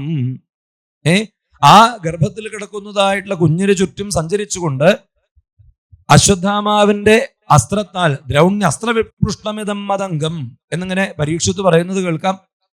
ഉത്തരാഗർഭത്തിൽ കരിഞ്ഞു കരിക്കട്ടയായിട്ട് പോയ ആ കുഞ്ഞിനെ ശരീരവും വീണ്ടും ജീവനും നൽകി ആ കുഞ്ഞിനെ സംരക്ഷിച്ചുകൊണ്ട് ഇനി ജനിക്കുന്നത് വരെ, അതായത് ഉത്തരാദേവി എപ്പോഴാണോ പ്രസവിച്ച് ഈ പരീക്ഷത്തിന് ജന്മം നൽകുന്നത് അതുവരെ ഭഗവാൻ എവിടെ ഇരുന്നു? ആ ഉത്തരാദേവിയുടെ ഗർഭത്തില് വസിക്കലുണ്ടായി എന്ന് ഇതാ പിന്നീട് വേദവ്യാസ മഹർഷി പറയുന്നുണ്ട്. അപ്പൊ അത് വളരെ രഹസ്യമായിട്ടുള്ള, ആരും അറിഞ്ഞിട്ടില്ല. അത് കുന്തിദേവി അറിഞ്ഞു വെച്ചില്ല. ദ്രൗണ്യ അസ്ത്രദശാസ്മഹരെ അഭിരക്ഷിത എന്ന് പറയുമ്പോ അങ്ങനെ ഒരു സംശയമായിട്ട് പറയാറുണ്ട്. എന്നാൽ ആരും അറിഞ്ഞിട്ടില്ല എന്ന് തന്നെയാണ്. ഉത്തരാദേവിയെ സംരക്ഷിച്ചത്, ഉത്തരയുടെ ഗർഭത്തിൽ കിടക്കുന്നതായിട്ടുള്ള ആ കുഞ്ഞിനെ പരീക്ഷത്തിനെ ഭഗവാൻ സംരക്ഷിച്ചത് ഒരാളും അറിഞ്ഞിട്ടില്ല. എന്നാൽ ഭഗവാൻ അറിയാം, താനല്ലാതെ മറ്റാരുമില്ല ഉത്തരയെ രക്ഷിക്കാൻ. ഇനി തൻ്റെ ആ ഭക്ത പരമ്പരയെ രക്ഷിക്കാൻ താനല്ലാതെ ആരാളുള്ളത്? അല്ലെ, പാണ്ഡവന്മാർക്ക് രക്ഷിക്കാൻ പറ്റുമോ? ആർക്കും പറ്റില്ല. ഉത്തര അത്രയും അമോഘം ച അപ്രതിക്രിയം, അപ്രതിക്രിയമായിരിക്കുന്ന അമോഘമായിരിക്കുന്ന ബ്രഹ്മശിരസ് എന്നുള്ള അസ്ത്രത്തെ കൊണ്ട് നശിപ്പിച്ചു കളഞ്ഞതായിട്ടുള്ള ഗർഭത്തെ ഭഗവാന് മാത്രമേ രക്ഷിക്കാനായിട്ട് സാധിച്ചുള്ളൂ എന്നുള്ളതാണ്. അവിടെ സജ്ജനങ്ങൾ അനുസ്മരിക്കാറുണ്ട്, അവനവന്റെ അമ്മയുടെ ഗർഭത്തിൽ പോലും ആര് കിടക്കലുണ്ടായിട്ടില്ല? ഭഗവാൻ. പ്രവേശിക്കല എന്ന് പറഞ്ഞാൽ ദേവകീ ദേവിയുടെ ഹൃദയത്തിലേക്ക് ഭഗവാൻ വസുദേവരുടെ വാക്കുകളിലൂടെ പ്രവേശിച്ചു, അല്ലെ. ആവിരാസിൽ യഥാ പ്രാച്യാം ദിശി ഇന്ദുരിവ പുഷ്കല, അല്ലെ. ആ കിഴക്ക് ചന്ദ്രോദയം എന്ന പോലെ ആ ദേവകീ വസുദേവന്മാരുടെ ഹൃദയത്തിൽ പ്രകാശിച്ച് എല്ലാവരെയും അനുഗ്രഹിച്ച ഭഗവാൻ പുറത്തും പ്രകാശിച്ചു. അത്രേ ഉള്ളൂ. അല്ലാതെ ഭഗവാൻ ദേവകീ ഗർഭവാസം അനുഷ്ഠിച്ചു അങ്ങനെയൊന്നും എവിടെയും പറഞ്ഞിട്ടുമില്ല. എന്നാൽ ആലോചിച്ചോളൂ, ഇവിടെ ഈ പരീക്ഷത്തിനെ രക്ഷിക്കാൻ വേണ്ടി, അല്ലെങ്കിൽ ഉത്തരാദേവിയുടെ പ്രാർത്ഥന കേട്ട് ആ ഉത്തരാഗർഭത്തിൽ കിടക്കുന്ന കുഞ്ഞിനെ രക്ഷിക്കാൻ വേണ്ടി ഭഗവാൻ എന്ത് ചെയ്തിട്ടുണ്ട്? ആ ഉത്തരയുടെ ഗർഭത്തിൽ എത്ര കാലമാണോ പരീക്ഷിത്ത് ജന്മമെടുക്കാനുണ്ടായത് അത്രയും കാലം കഴിച്ചു കൂട്ടിയിട്ടുണ്ട്. കാരണം ഒരു തവണയല്ല, ഇനിയും എത്രയോ തരത്തിലുള്ള ദുരവസ്ഥകൾ ഉണ്ടാവാം. അപ്പൊ അതൊന്നും ഉണ്ടാവാതിരിക്കാൻ അത് മുൻകൂട്ടി കണ്ടുകൊണ്ട് തന്നെ ആ ഗർഭപാത്രത്തിൽ, ഉത്തരാഗർഭത്തിൽ ഭഗവാൻ വാത്സല്യത്തോടുകൂടി കാരുണ്യത്തോടുകൂടി ആ പരീക്ഷത്തിനെ അനുഗ്രഹിച്ചുകൊണ്ട് കഴിഞ്ഞുകൂടി എന്നാണ് പറയാം. അപ്പൊ എത്രയാണ് ഭഗവാന്റെ ആ കാരുണ്യം ഉത്തരയോട്, പാണ്ഡവന്മാരോട്, അല്ലെങ്കിൽ ആ പരീക്ഷത്തിനോട്. ഇനിയിപ്പോ അതുമാത്രമാണോ? അതുമല്ല, പരീക്ഷത്തിന് ആ ഗർഭത്തിൽ വെച്ച് തന്നെ കണ്ണു തുറപ്പിച്ച് കാണിച്ചു കൊടുത്തിട്ടുണ്ടതാ. അതാണല്ലോ ഗർഭയെ ദൃഷ്ടമനുധ്യായൻ എന്ന് പറയും. ഗർഭയെ ദൃഷ്ടം എന്ന് പറഞ്ഞാൽ ഗർഭത്തിൽ വെച്ച് താൻ കണ്ടതായിട്ടുള്ള ഭഗവാനെ എന്നർത്ഥം. അപ്പോ ഗർഭപാത്രത്തിൽ വെച്ച് പരീക്ഷിത്ത് തൻ്റെ കൂടെ ആ ഉത്തരാഗർഭത്തിൽ കിടന്ന് തന്നെ രക്ഷിക്കുന്നതായിട്ട് ഭഗവാനെ കണ്ടിട്ടുണ്ട് പറഞ്ഞാൽ ഭഗവാൻ കാണിച്ചു കൊടുത്തിട്ടുണ്ട്. സുദർശനേന, അല്ലെ, ഭഗവാൻ കാണിച്ചു കൊടുത്തിട്ടുണ്ട്. ഭഗവാൻ കാണിച്ചു കൊടുക്കാണ്ടിരിക്കുമോ? അല്ലെ, ഇത്ര ബുദ്ധിമുട്ടിയിട്ട്, അല്ലെ, ഇത്ര ബുദ്ധിമുട്ടി ഓരോ കാര്യം ചെയ്തിട്ട് ആരും കാണാനില്ലാണ്ട് ആയി കഴിഞ്ഞാൽ, അല്ലെ, പരീക്ഷത്തെ കണ്ണു തുറന്ന് കണ്ടോളൂ, ഞാൻ തന്നെ അവിടെ, ഒരു പേടിയും വേണ്ട, ഞാൻ എൻ്റെ കൂടെ. അപ്പൊ ഉത്തരാദേവിയോട് ഞാനുണ്ട് നിന്റെ കൂടെ എന്ന് പറഞ്ഞ് ഉത്തരയെ അനുഗ്രഹിച്ചതുപോലെ തന്നെ ആ ഗർഭത്തിൽ പ്രവേശിച്ച് ഗർഭത്തിൽ കിടക്കുന്ന കുഞ്ഞിനെയും നല്ലോണം കണ്ടോളൂ എന്നെ എന്ന് പറഞ്ഞ് ശംഖചക്ര ഗദാപത്മങ്ങളോടുകൂടി ആ ദേവകീ വസുദേവന്മാർക്ക് മുമ്പിൽ തം അത്ഭുതം ബാലകം എന്ന് കാണിച്ചതുപോലെ ഭഗവാൻ തം അത്ഭുതം ബാലകം എന്നുള്ള ഭാവത്തിൽ ആ പരീക്ഷത്തിനും കാണിച്ചു കൊടുത്തിട്ടുണ്ട്. എന്തൊരു ഭാഗ്യല്ലേ! പരീക്ഷത്തിനെ പോലെ ആ വ്യക്തമായിട്ടുള്ള ശ്രീകൃഷ്ണ സ്വരൂപം കാണാൻ ആർക്കാ സാധിച്ചിട്ടുള്ളത്? ഇതൊക്കെ ഭഗവാന്റെ കാരുണ്യത്തിന്റെ, അല്ലെ, ഭക്തവാത്സല്യത്തിന്റെ കഥകളാണ്. അപ്പൊ ഇതൊക്കെ ഇങ്ങനെ പറയുന്ന സമയത്ത് വേദവ്യാസന് തന്നെ എന്തൊന്നില്ലാത്ത ആനന്ദം. കാരണം താൻ ഇതുവരെ ഇതൊന്നും പറഞ്ഞിട്ടില്ല.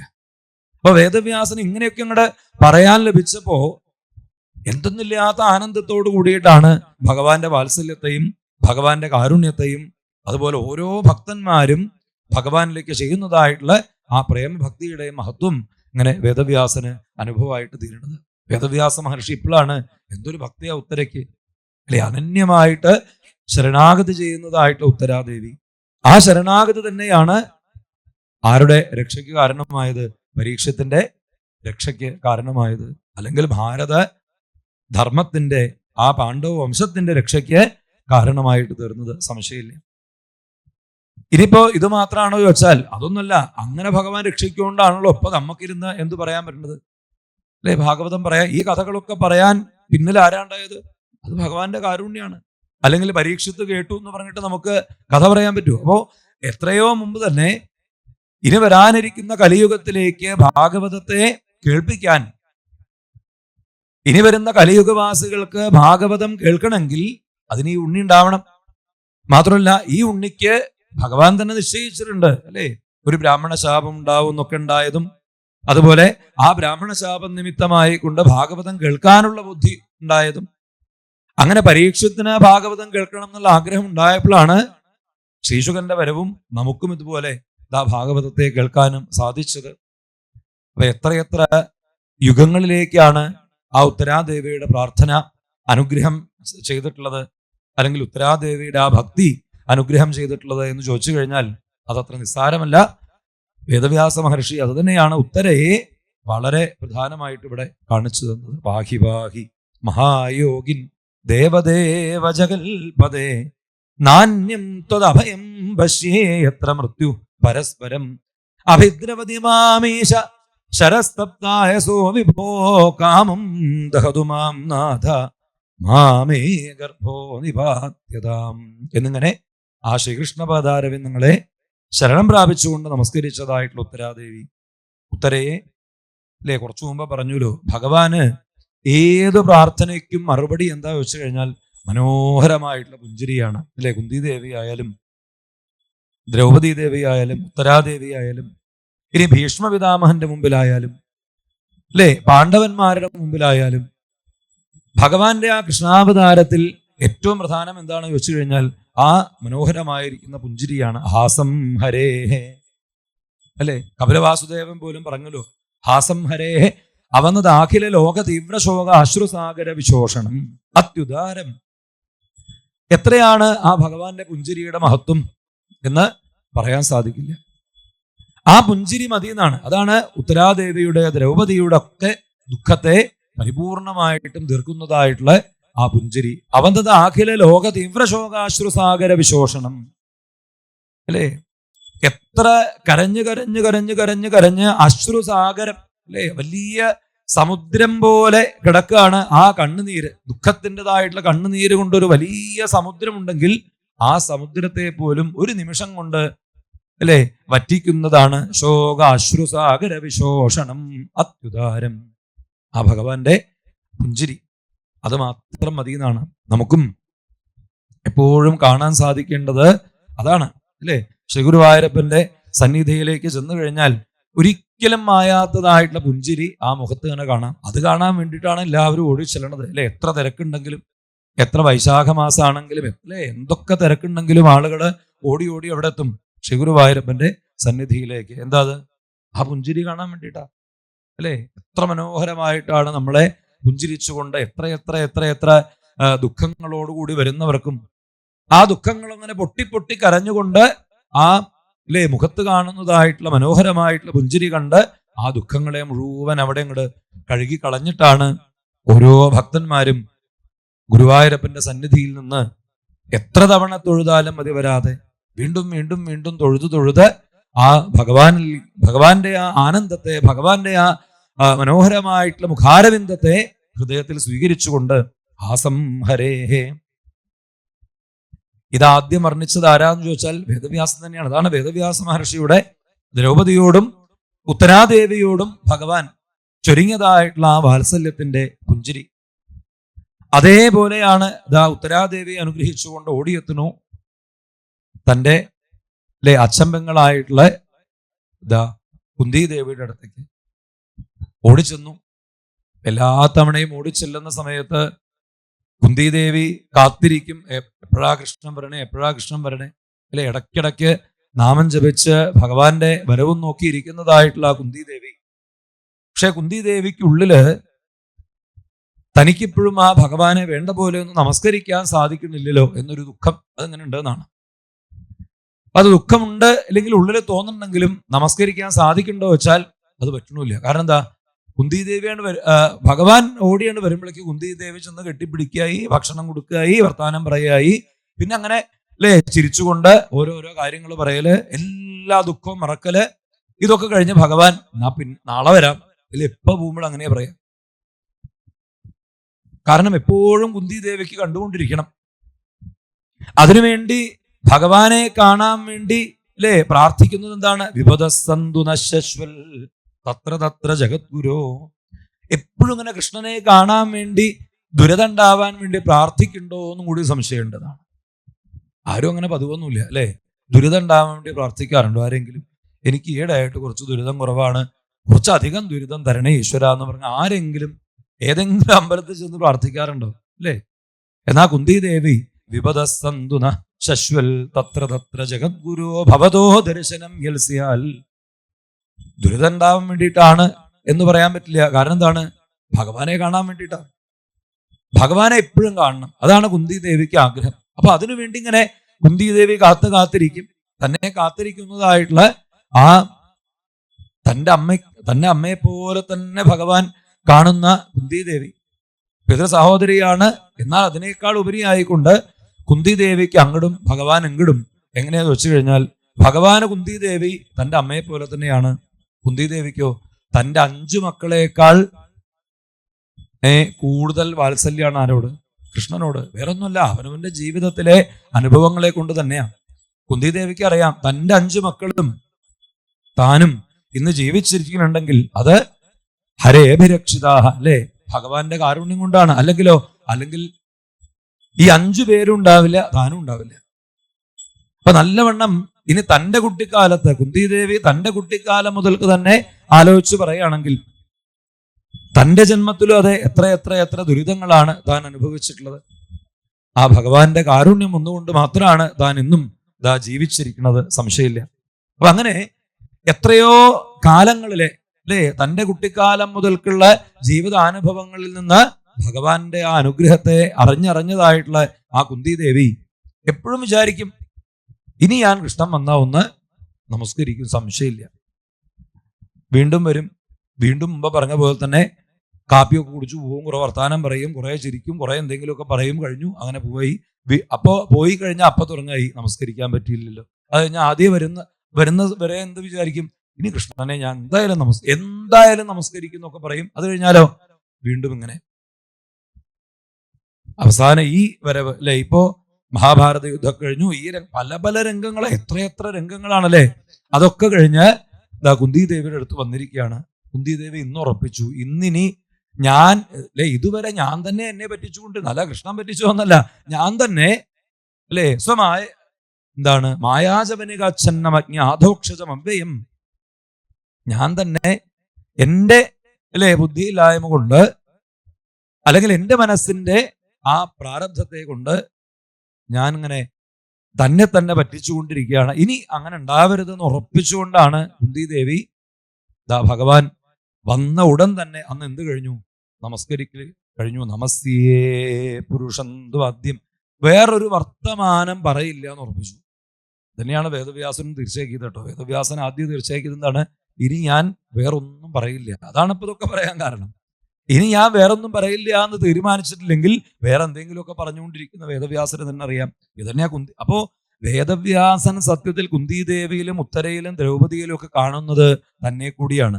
അല്ലാതെ അവരെ മാത്രമല്ല, അവരില് ഇത്രയും ഭക്തി ഉണ്ടെങ്കിൽ അല്ലേ അത് തന്നോടുണ്ട്. അപ്പൊ ഇതൊക്കെ വേദവ്യാസന്റെ ആ പ്രേമഭക്തി കൂടിയായിട്ട് നമ്മൾ കാണണം. ഇതിനു മുമ്പൊന്നും ഇത് പറയാൻ വേദവ്യാസന് സാധിച്ചിട്ടില്ല. അപ്പൊ കുന്തിദേവി പറഞ്ഞതുപോലെ ഇത്രയും കാലം എനിക്ക് നമസ്കരിക്കാൻ പറ്റിയിട്ടില്ല എന്ന് കുന്തിദേവി പറഞ്ഞ പോലെ വേദവ്യാസൻ അതിന്റെ കൂടെ പറയുന്നുണ്ട്. ഈ എഴുത്തിന്റെ പിന്നിലൊരു എഴുത്തുണ്ട് എന്ന് പറയും. എന്താ അല്ലേ? എല്ലാ എഴുത്തിനും ഉള്ളിൽ ഒരു എഴുത്തുണ്ട്. എഴുതുന്ന ആളുടെ ഒരു എഴുത്തുണ്ടല്ലോ അല്ലെ. ഈ പുസ്തകങ്ങളെ പറ്റി പറയാറുണ്ട്. പുസ്തകങ്ങൾ എഴുതി കഴിഞ്ഞാൽ എഴുതുന്ന ആളുടെ എഴുത്തും വായിക്കുന്ന ആളുടെ അല്ലെ ചിന്തയും രണ്ടു തരത്തിലാണ്. അതിനുള്ള സ്വാതന്ത്ര്യമുണ്ട് അല്ലെ. ഇവിടെ കുന്തിദേവി പറഞ്ഞ കാര്യം അതേപോലെ വേദവ്യാസം പറയാണ്. ഞാനും ഇതുപോലെ തന്നെയായിരുന്നു. എത്രയോ കാലം എന്തൊക്കെ പറഞ്ഞിരുന്നു അല്ലെ, എന്തൊക്കെ പറഞ്ഞു ശാസ്ത്രങ്ങള്, വേദം അല്ലെ, അത് ഇത് എത്ര പുരാണങ്ങൾ, ഇതൊക്കെ കഴിഞ്ഞിട്ടും ഞാനും ഈ കുന്തിദേവിയെ പോലെ ഒന്ന് ഭക്തിയോടുകൂടി ഭഗവാനെ നമസ്കരിക്കാൻ സാധിക്കാത്തവനാണ്. കാരണം എന്താ? എൻ്റെ ഉള്ളിൽ അതുണ്ടായിരുന്നില്ല. എന്ത്? ആ ഭഗവാനിലേക്കുള്ള ഭക്തി. അതെന്തുകൊണ്ടാ? എൻ്റെ തന്നെ ഉള്ളിൽ കിടക്കുന്നതായിട്ടുള്ള അഭിമാനത്തിന്റെയും അഹങ്കാരത്തിന്റെയും മായാബന്ധങ്ങളെ കൊണ്ട്. കാരണം വേദവ്യാസൻ തന്നെ ഉള്ളിൽ വിചാരിച്ചിരുന്നു താൻ ഇതൊക്കെ ചെയ്തിട്ടുണ്ട്, താൻ വലിയ ജ്ഞാനിയാണ് അല്ലെ, തനിക്ക് അറിയാത്തതൊന്നുമില്ല, താനല്ല, ഞാൻ വേണം എല്ലാ ലോകത്തിനും പറഞ്ഞു കൊടുക്കാൻ. അവസാനം ദുഃഖിക്കുന്ന സമയത്ത് ഇതൊക്കെ വെറുതെ ആയല്ലോ എന്ന് ചിന്തിക്കുമ്പോ നാരദ മഹർഷിയുടെ മറുപടി കിട്ടിയപ്പോഴാണ് ശരിയാണ്, എന്താ അതിന് കാരണം, എന്താണ് താൻ ഇങ്ങനെ ദുഃഖിക്കാൻ കാരണം ചോദിച്ചപ്പോ അതാണ് കുന്തിദേവിയുടെ വാക്കുകളിലൂടെ മായാജവനികാച്ഛന്നം. അതിപ്പോ വേദവ്യാസന്റെ അല്ലെ, കുന്തിദേവിയുടെ മാത്രല്ല, ആരുടെയാണ്? വേദവ്യാസന്റെ ഉള്ളില് ആ മായയാകുന്ന ഒരു ബന്ധമുണ്ടായിരുന്നു. അതിനെ വേദവ്യാസ മഹർഷി തന്നെ ശ്രീകൃഷ്ണ ഭക്തി കൊണ്ടാണ് തരണം ചെയ്ത് ഇനി ഞാൻ ഭഗവാനെ മാത്രമേ പറയൂ, ഭഗവാനെ പറ്റി മാത്രമേ പറയൂ എന്ന് ഉറപ്പിച്ചതുപോലെ ഇവിടെ കുന്തിദേവിയെ ഒരു കഥാപാത്രമായി കൊണ്ട് നമുക്കിതാ കാണിക്കണു. ഇനി ഞാൻ കൃഷ്ണനെ നമസ്കരിക്കുക മാത്രമേ ചെയ്യുള്ളൂ, ഇനി മറ്റൊന്നും ഞാൻ പറയില്ല. കാരണം എന്തെങ്കിലും പറഞ്ഞു തുടങ്ങി കഴിഞ്ഞാൽ അപ്പൊ എന്തായി? അപ്പൊ ലോക വിഷയങ്ങളായി അല്ലെ, അതായി ഇതായി അല്ലെ, പല പ്രശ്നങ്ങളായി, അതിൻ്റെ ഇടയ്ക്ക് നാട്ട് കാര്യങ്ങളായി, കുടുംബകാര്യങ്ങളായി, ഇങ്ങനെ എന്തൊക്കെയാ വർത്താനം പറയാനുള്ളത്? എന്ന് കൃഷ്ണനെ കണ്ടാൽ അതന്നെ പറഞ്ഞുകൊണ്ടിരിക്കുന്നത്. അതാണ് കുന്തിദേവി നമസ്യേ പുരുഷം ദ്വാദ്യം ഈശ്വരം പ്രകൃതേ പരം അലക്ഷ്യം സർവഭൂതാനാമന്തർബഹിരവസ്ഥിതം. കുന്തിദേവി ആ ശ്രീകൃഷ്ണ പാദാരവിന്ദങ്ങളെ ആദ്യം തന്നെ വീണങ്ങട് നമസ്കരിക്കുകയാണ്. കുന്തിദേവി പറഞ്ഞു, എനിക്കിപ്പോഴാണ് ഭഗവാനെ ഒന്ന് നമസ്കരിക്കാൻ സാധിക്കുന്നത്. ഇതുവരെ പലതരത്തിലുള്ള അജ്ഞാനങ്ങളെ കൊണ്ടും ഇനി അറിഞ്ഞിട്ടും അറിയാതെ, അങ്ങനെ ഉണ്ടല്ലോ, ഭഗവാനാണെന്ന് അറിയാം, ഇതിപ്പോ പരമപുരുഷനായിരിക്കുന്ന ഭഗവാനാണ് തൻ്റെ സഹോദരപുത്രനായിക്കൊണ്ട് ഇവിടെ ദ്വാപരയുഗാവസാനത്തിൽ അവതരിച്ചിരിക്കുന്നത്. ലോകത്തിന്റെ മുഴുവൻ ദുഃഖം തീർക്കാൻ, വസുദേവ ദേവകിമാരുടെ ദുഃഖം തീർക്കാൻ, പ്രത്യേകിച്ചും എന്റെയും കുട്ടികളുടെയും ഒക്കെ തന്നെ എല്ലാവരുടെയും ദുഃഖങ്ങളെ തീർക്കാൻ വേണ്ടി അവതരിച്ചവനാണ് ഈ ഉണ്ണി, സാക്ഷാൽ പരമപുരുഷൻ തന്നെയാണ് എന്നറിഞ്ഞിട്ടും തനിക്ക് ഇതുവരെയും നമസ്കരിക്കാൻ സാധിക്കാഞ്ഞത് അതൊരു വലിയ കുറവായിട്ട് തന്നെയാണ് കുന്തിദേവി തിരിച്ചറിയുന്നത്. അതുകൊണ്ട് തന്നെ ഞാൻ ആ മഹാപുരുഷനായിരിക്കുന്ന ഭഗവാനെ നമസ്കരിക്കണം. അന്തർബഹിരവസ്ഥിതം ഇല്ലേ, എല്ലാ ഭൂതജാലങ്ങളിലും അകത്തും പുറത്തും ഒരേപോലെ വർത്തിക്കുന്നവനാണ് കൃഷ്ണൻ. ആ കൃഷ്ണനെ ഞാനൊന്ന് നമസ്കരിക്കട്ടെ. അതുപോലെ ആർക്കാണ് ഭഗവാനെ വേണ്ട പോലെ തിരിച്ചറിയാൻ സാധിക്കുക? അപ്പോ എനിക്ക് നമസ്കരിക്കാൻ സാധിച്ചില്ല എന്ന് പറയുമ്പോൾ അത് എൻ്റെ മാത്രം കുഴപ്പമില്ല, പിന്നെയോ ഈ ലോകത്തില് ഈ ലോക വിഷയങ്ങളിൽ തന്നെ രമിച്ചുകൊണ്ടിരിക്കുന്ന എല്ലാവരുടെയും അവസ്ഥയാണത് അല്ലെ. ഭഗവാനെ ഇപ്പൊ നമ്മള് ഭഗവാന്റെ അടുത്തേക്ക് വരണു, ഭഗവാനെ കാണണു, നമസ്കരിക്കണു. മിക്കവാറും ഭഗവാന്റെ അടുത്ത് വരുമ്പോഴൊക്കെ നമ്മൾ അതുവരെ ചിന്തിക്കാത്തതായിട്ടുള്ള ചില ചിന്തകളും പ്രശ്നങ്ങളും വരെ നമ്മുടെ ഉള്ളില് ഉണ്ടാവാൻ സാധ്യതയുണ്ട് അല്ലേ. ഭഗവാനോട് ഇതൊക്കെ പറയണോ എന്ന് ചോദിച്ചു കഴിഞ്ഞാൽ ഭഗവാനോടൊന്നും പറയേണ്ടതില്ല. എല്ലാം അറിയുന്ന കണ്ണനോട് ഒന്നും പറയേണ്ട കാര്യമില്ല. നമ്മൾ തന്നെ പറയാറുണ്ട് അല്ലേ, എല്ലാം അറിയണ ആളാ ഭഗവാൻ. എന്നാൽ തന്നെ നമ്മളെ എല്ലാ അമ്പലത്തിന്റെ മുമ്പിലും ചെന്ന് എന്തൊക്കെ പറയണ്ടല്ലേ, എന്തൊക്കെ അത് സംഭവിക്കുന്നു, ഇങ്ങനെയുള്ള പ്രശ്നങ്ങൾ, ആ പ്രശ്നങ്ങൾ തീർത്തു തരണേ. ഇനിയിപ്പൊ എന്റെ പ്രശ്നങ്ങൾ തീർത്തില്ലെങ്കിലും കുഴപ്പമില്ല, എന്റെ മക്കളുടെ പ്രശ്നം തീർത്തു തരണേ. അത് ശരി, അതാ അതിനേക്കാളും അപകടമാണ്. കാരണം എന്താ അല്ലേ, എന്റെ പ്രശ്നം തീർത്തില്ലെങ്കിലും എന്റെ മക്കളുടെ പ്രശ്നങ്ങൾ തീർത്തു തരണേ. ആരോട്? ഭഗവാനോടോ? ഇതൊന്നും ഭഗവാൻ അറിയില്ലേ. അതാണ് കുന്തിദേവി അതാ പറയണത്, മായാജപനുകാച്ഛന്നമജ്ഞാധോക്ഷജം അല്ലെ. നമ്മളെക്കാൾ അറിയുന്ന ആളാ ഭഗവാൻ, അത് സംശയിക്കണ്ട. നമ്മുടെ ഉള്ളിലിരുന്ന് നമ്മള് ചിന്തിക്കുന്നതിനും അറിയുന്നതിനും ഒക്കെ മുമ്പേ എല്ലാം അറിഞ്ഞുകൊണ്ട് അനുഗ്രഹിക്കുന്ന ഭഗവാനുണ്ട്. ആ ഭഗവാനെ ഒന്നറിയേ വേണ്ടൂ, പക്ഷെ അത് സാധിക്കുന്നില്ല. കുന്തിദേവി പറയുന്നുണ്ട്, ഇത് സാധിക്കുന്ന ആൾക്കാരെന്ന് പറഞ്ഞാൽ വളരെ കുറച്ചേ ഉള്ളൂ. അതാരാ? തഥാ പരമഹംസാനാം മുനീനാം അമലാത്മനാം അല്ലേ. ശുദ്ധന്മാരായിരിക്കുന്ന പരമഹംസന്മാര് അവർക്ക് എന്ത് സാധിക്കും? അവർക്ക് ഈ പറഞ്ഞതൊക്കെ സാധിക്കും അല്ലേ? ആരാ ഭഗവാൻ? പരമപുരുഷൻ. അതിന്റെ അപ്പുറത്തേക്ക് ഇല്ല, വേറെ ഒന്നും ഇല്ലല്ലോ. ഈ പ്രപഞ്ചം തന്നെ ഇല്ല, പിന്നെ അപ്പൊ വേറെ പ്രശ്നങ്ങളുണ്ടോ? ഒന്നുമില്ല. എപ്പോഴും ആ സച്ചിദാനന്ദത്തിൽ ഇങ്ങനെ മുഴുകിയിരിക്കുക, അത് മാത്രമാണ് ഇതാ പരമഹംസന്മാർക്ക്. അമലാത്മന, കാരണം എന്താ? അവരെ അമലാത്മാക്കളാണ്.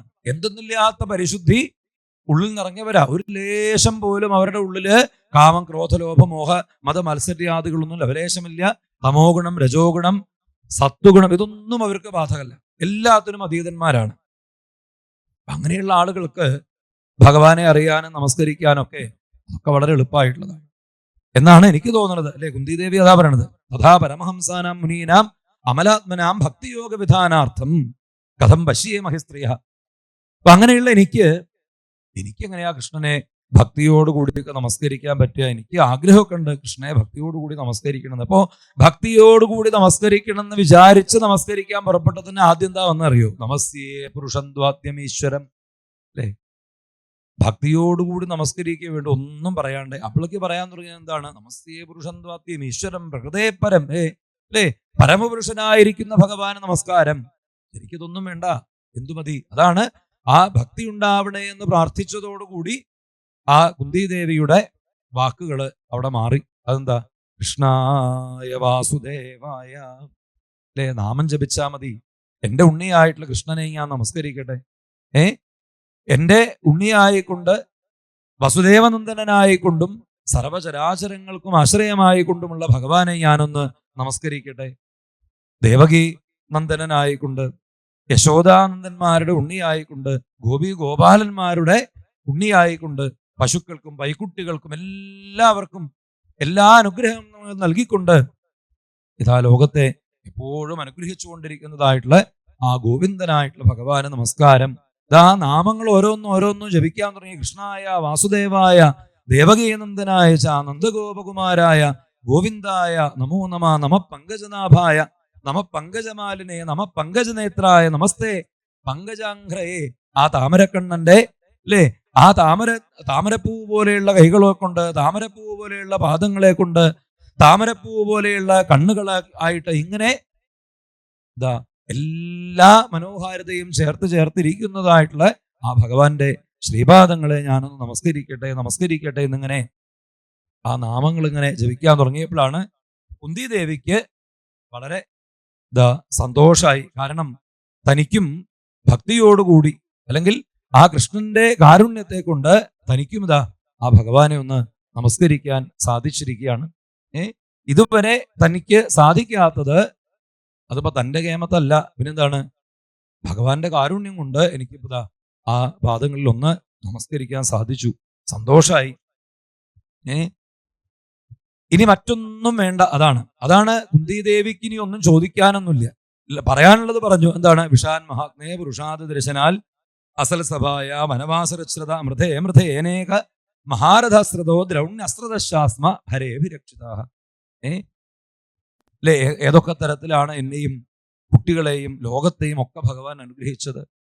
അതിങ്ങനെ പറഞ്ഞ് ഇതിലൊക്കെ എത്രയാണ് സന്തോഷമായത്. കൃഷ്ണന്റെ ആ കാരുണ്യത്തില് വാത്സല്യത്തില് ഞങ്ങൾക്ക് എത്രയാ സന്തോഷമായതെന്ന് കണക്കില്ല കൃഷ്ണ. ഈ സന്തോഷം എത്രയാന്ന് പറയാൻ വാക്കുകളെ കൊണ്ട് സാധിക്കണില്ല.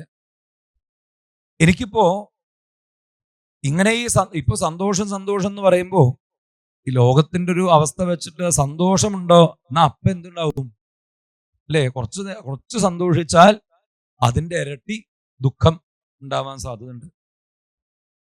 കുന്തിദേവി എങ്ങനെ ചിന്തിക്കുക, ഞാൻ ഇപ്പതാ ഈ നിമിഷത്തില് അല്ലേ കൃഷ്ണൻ വന്നു, കൃഷ്ണനെ നമസ്കരിച്ചു, കൃഷ്ണന്റെ ആ പുഞ്ചിരി കണ്ടു, കൃഷ്ണായ വാസുദേവായ എന്ന് പറഞ്ഞ് നമസ്കരിക്കാൻ സാധിച്ചു. അപ്പോഴേക്ക് കുന്തിദേവിയുടെ ഉള്ളിലൊരു സംശയം, ഇനിയിപ്പോ ഇപ്പോ അനുഗ്രഹിച്ചതൊക്കെ കഴിഞ്ഞു പോയി കഴിഞ്ഞാൽ എനിക്ക് കാണാൻ പറ്റാണ്ടേ പോവോ? കാരണം ഇപ്പൊ എല്ലാം സന്തോഷമായി എന്നുള്ള അവസ്ഥയിലാണല്ലോ ഇരിക്കുന്നത്.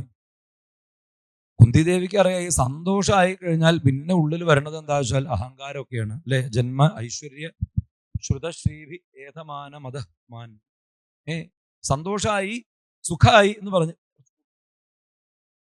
ഗെയിൻ മൊത്തം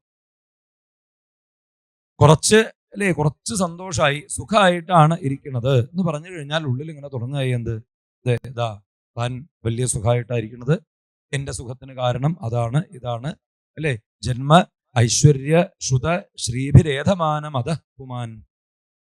അഹങ്കാരം അങ്ങനെ വർദ്ധിച്ച് വരാൻ തുടങ്ങുന്നു, അല്ലേ അഹങ്കാരം അങ്ങനെ വർദ്ധിച്ചു വന്ന് അവസാനം എന്തുണ്ടാവും, ഇപ്പൊ കണ്ട ആ ഒരു സന്തോഷം കൂടിയും നഷ്ടപ്പെടാൻ കാരണമായിട്ട് തീരും.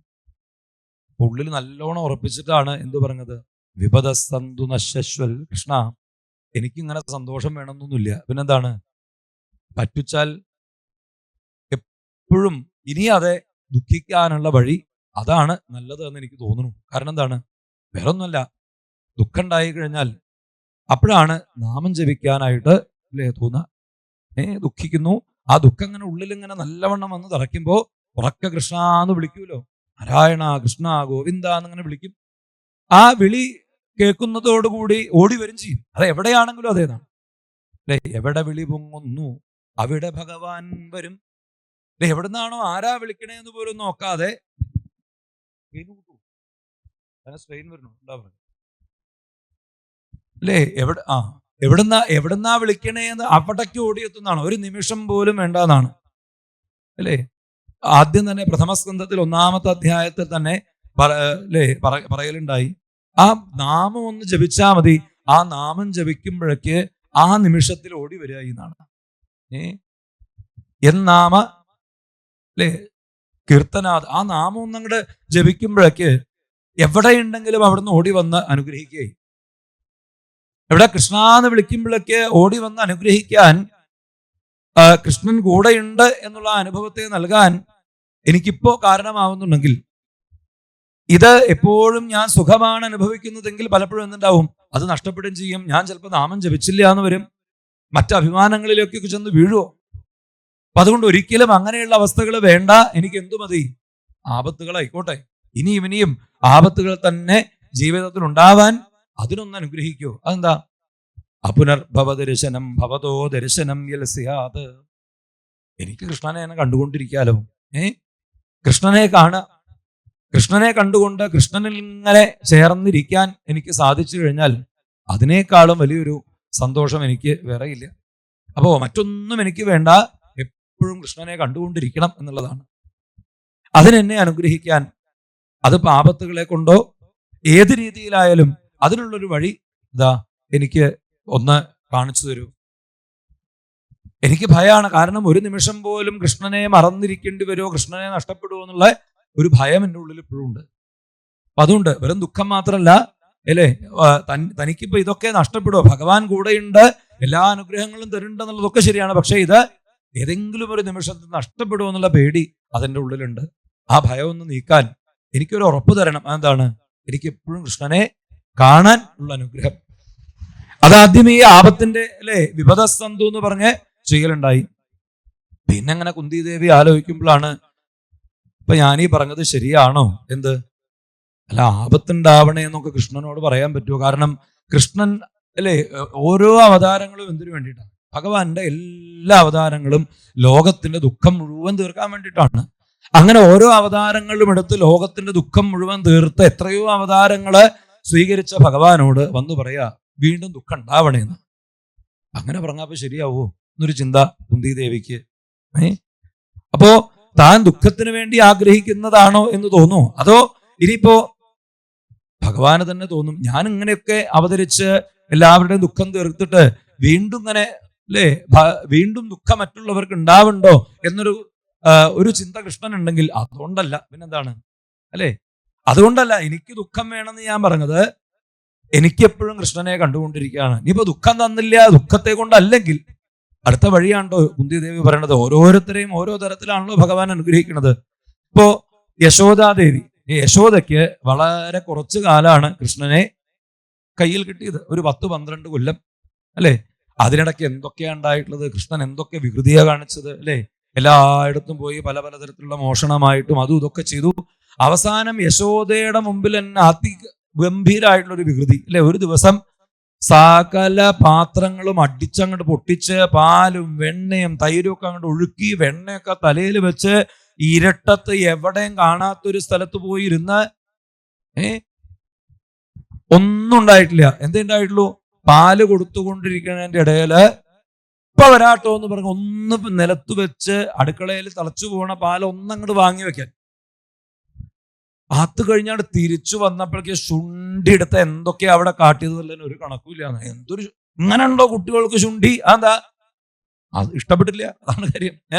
എന്നെ അമ്മ മടിയിൽ വെച്ച് പാല് തന്നുകൊണ്ടിരിക്കുമ്പോ ഞാൻ അങ്ങനെ പാല് കുടിച്ചുകൊണ്ടിരിക്കുമ്പോ പെട്ടെന്ന് അതങ്ങോട്ട് ഇല്ലാണ്ടേക്ക് പോവുക. എനിക്ക് സമ്മതമല്ല. അപ്പൊ ആ സമ്മതമല്ലായ എങ്ങനെ കാണിച്ചു?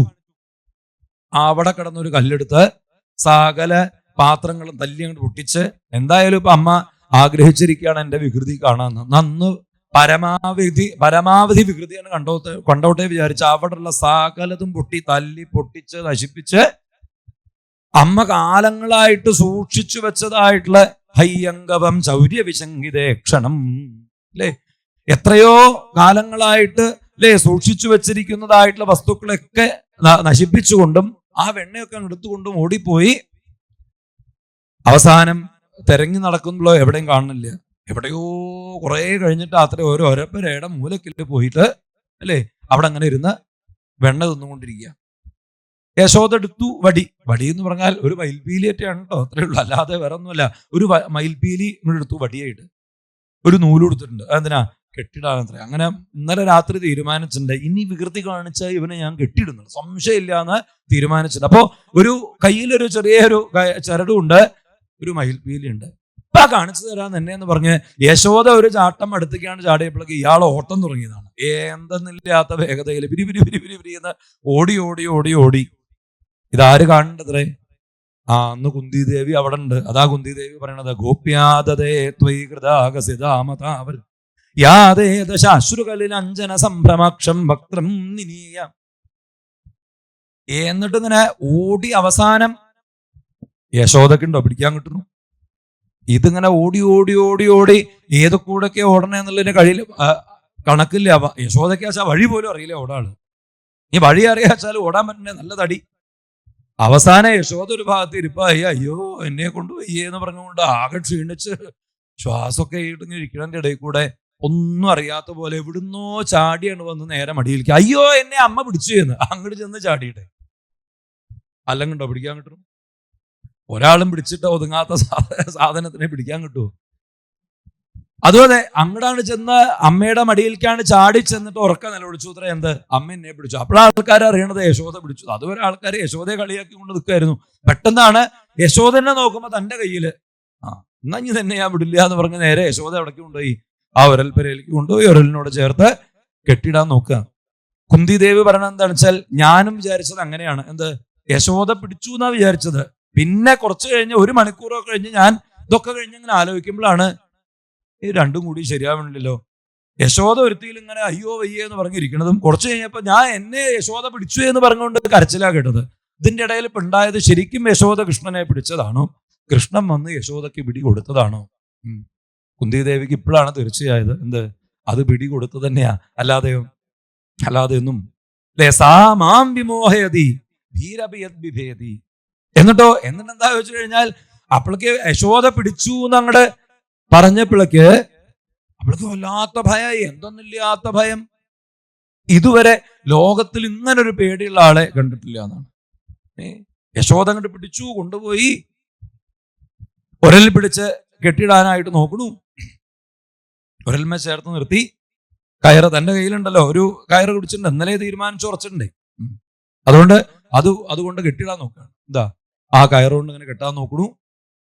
അങ്ങേയറ്റം നല്ലോണം മുറുക്കി. ഇന്ന് അനങ്ങരുത് ഇവിടുന്ന്. ഈ ഒരലുമ്പിലല്ലേ വിളിച്ചാൻ വരുന്നത്, ഇന്ന് അനങ്ങണ്ട, അവിടെ നിൽക്കുക. വെണ്ണയും പാലും ഒക്കെ ദിമ്മ തന്നെ കിടക്കട്ടെ എന്ന് പറഞ്ഞ് നീയും ഇവിടെ തന്നെ കിടന്നോ.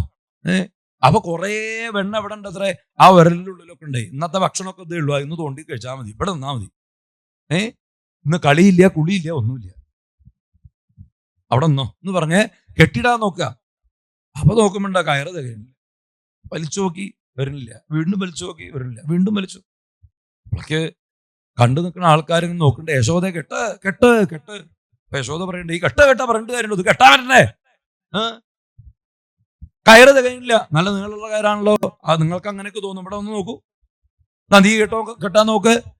അപ്പൊ കെട്ടാൻ നോക്കണില്ല, നീ കെട്ടിയാൽ മതി, ഞാൻ കയറ് കൊണ്ടുവരാന്ന് പറഞ്ഞ അടുത്ത ആള് വേറെ കയറ് അത് കൂട്ടി കെട്ടി വീണ്ടും കെട്ടാൻ നോക്കി, വീണ്ടും കയറ് കൊണ്ടുവരുന്നു. പിന്നെ വരിയായി എത്ര അവിടെ കയറിന്റെ വരിയല്ല, കയറ് കൊണ്ടുവരുന്നവരുടെ വരി. പക്ഷേ എത്ര കയറ് കൊണ്ടുവന്നും ഇത് അതിനുള്ളിലേക്ക് കയറണില്ല. അതാ ബുദ്ധിമുട്ട്. കയറ് ധാരാളം ഉണ്ട്, പക്ഷെ എന്തില്ല, കയറണില്ല. കയറ് എന്ന് പറയുന്നുണ്ട്. യശോദ കയറ് കൊണ്ടുവരാനാണോ പറയണത്, കൃഷ്ണനോട് കയറാനാണോ പറയണത് ഇഷ്ടമില്ല. അപ്പൊ രണ്ടും ഉണ്ടേ. കാരണം യശോദ അങ്ങോട്ട് നോക്കി കയറ് എന്നും പറയും, ഇങ്ങോട്ട് നോക്കി കയറ് എന്നും പറയുന്നുണ്ട്. കൃഷ്ണൻ ചിരിച്ചുകൊണ്ടിരിക്കുക. കയറ് കൊണ്ടുവരും, പക്ഷെ കയറിലുണ്ടാവില്ലേ എന്നുള്ളത്. അത് എന്താ നീ ചിരിക്കണ, എന്നെ കളിയാക്കാണോ? യശോദയ്ക്ക് അപ്പോഴേക്ക് ചുണ്ടിയൊക്കെ വരിക, തമാശയൊന്നുമല്ല. കെട്ടാൻ പറ്റില്ല, വെളിച്ചാകുമ്പോഴത്തെ സകല പണിയും മാറ്റി വെച്ചിട്ടാണ് ഇവിടെ വന്ന് ഈ കയറിന്റെ ഇടയിൽ കൂടെ, ഇടാകൂടത്തിന്റെ ഇടയിൽ കൂടെ ഈ കയറും പിടിച്ചുകൊണ്ട് കയറ് അപ്പൊ കയറ് ഇതിനോട് പറയുമ്പോ അവിടുന്ന് കയറ് കൊണ്ടുവന്നിടുന്നു.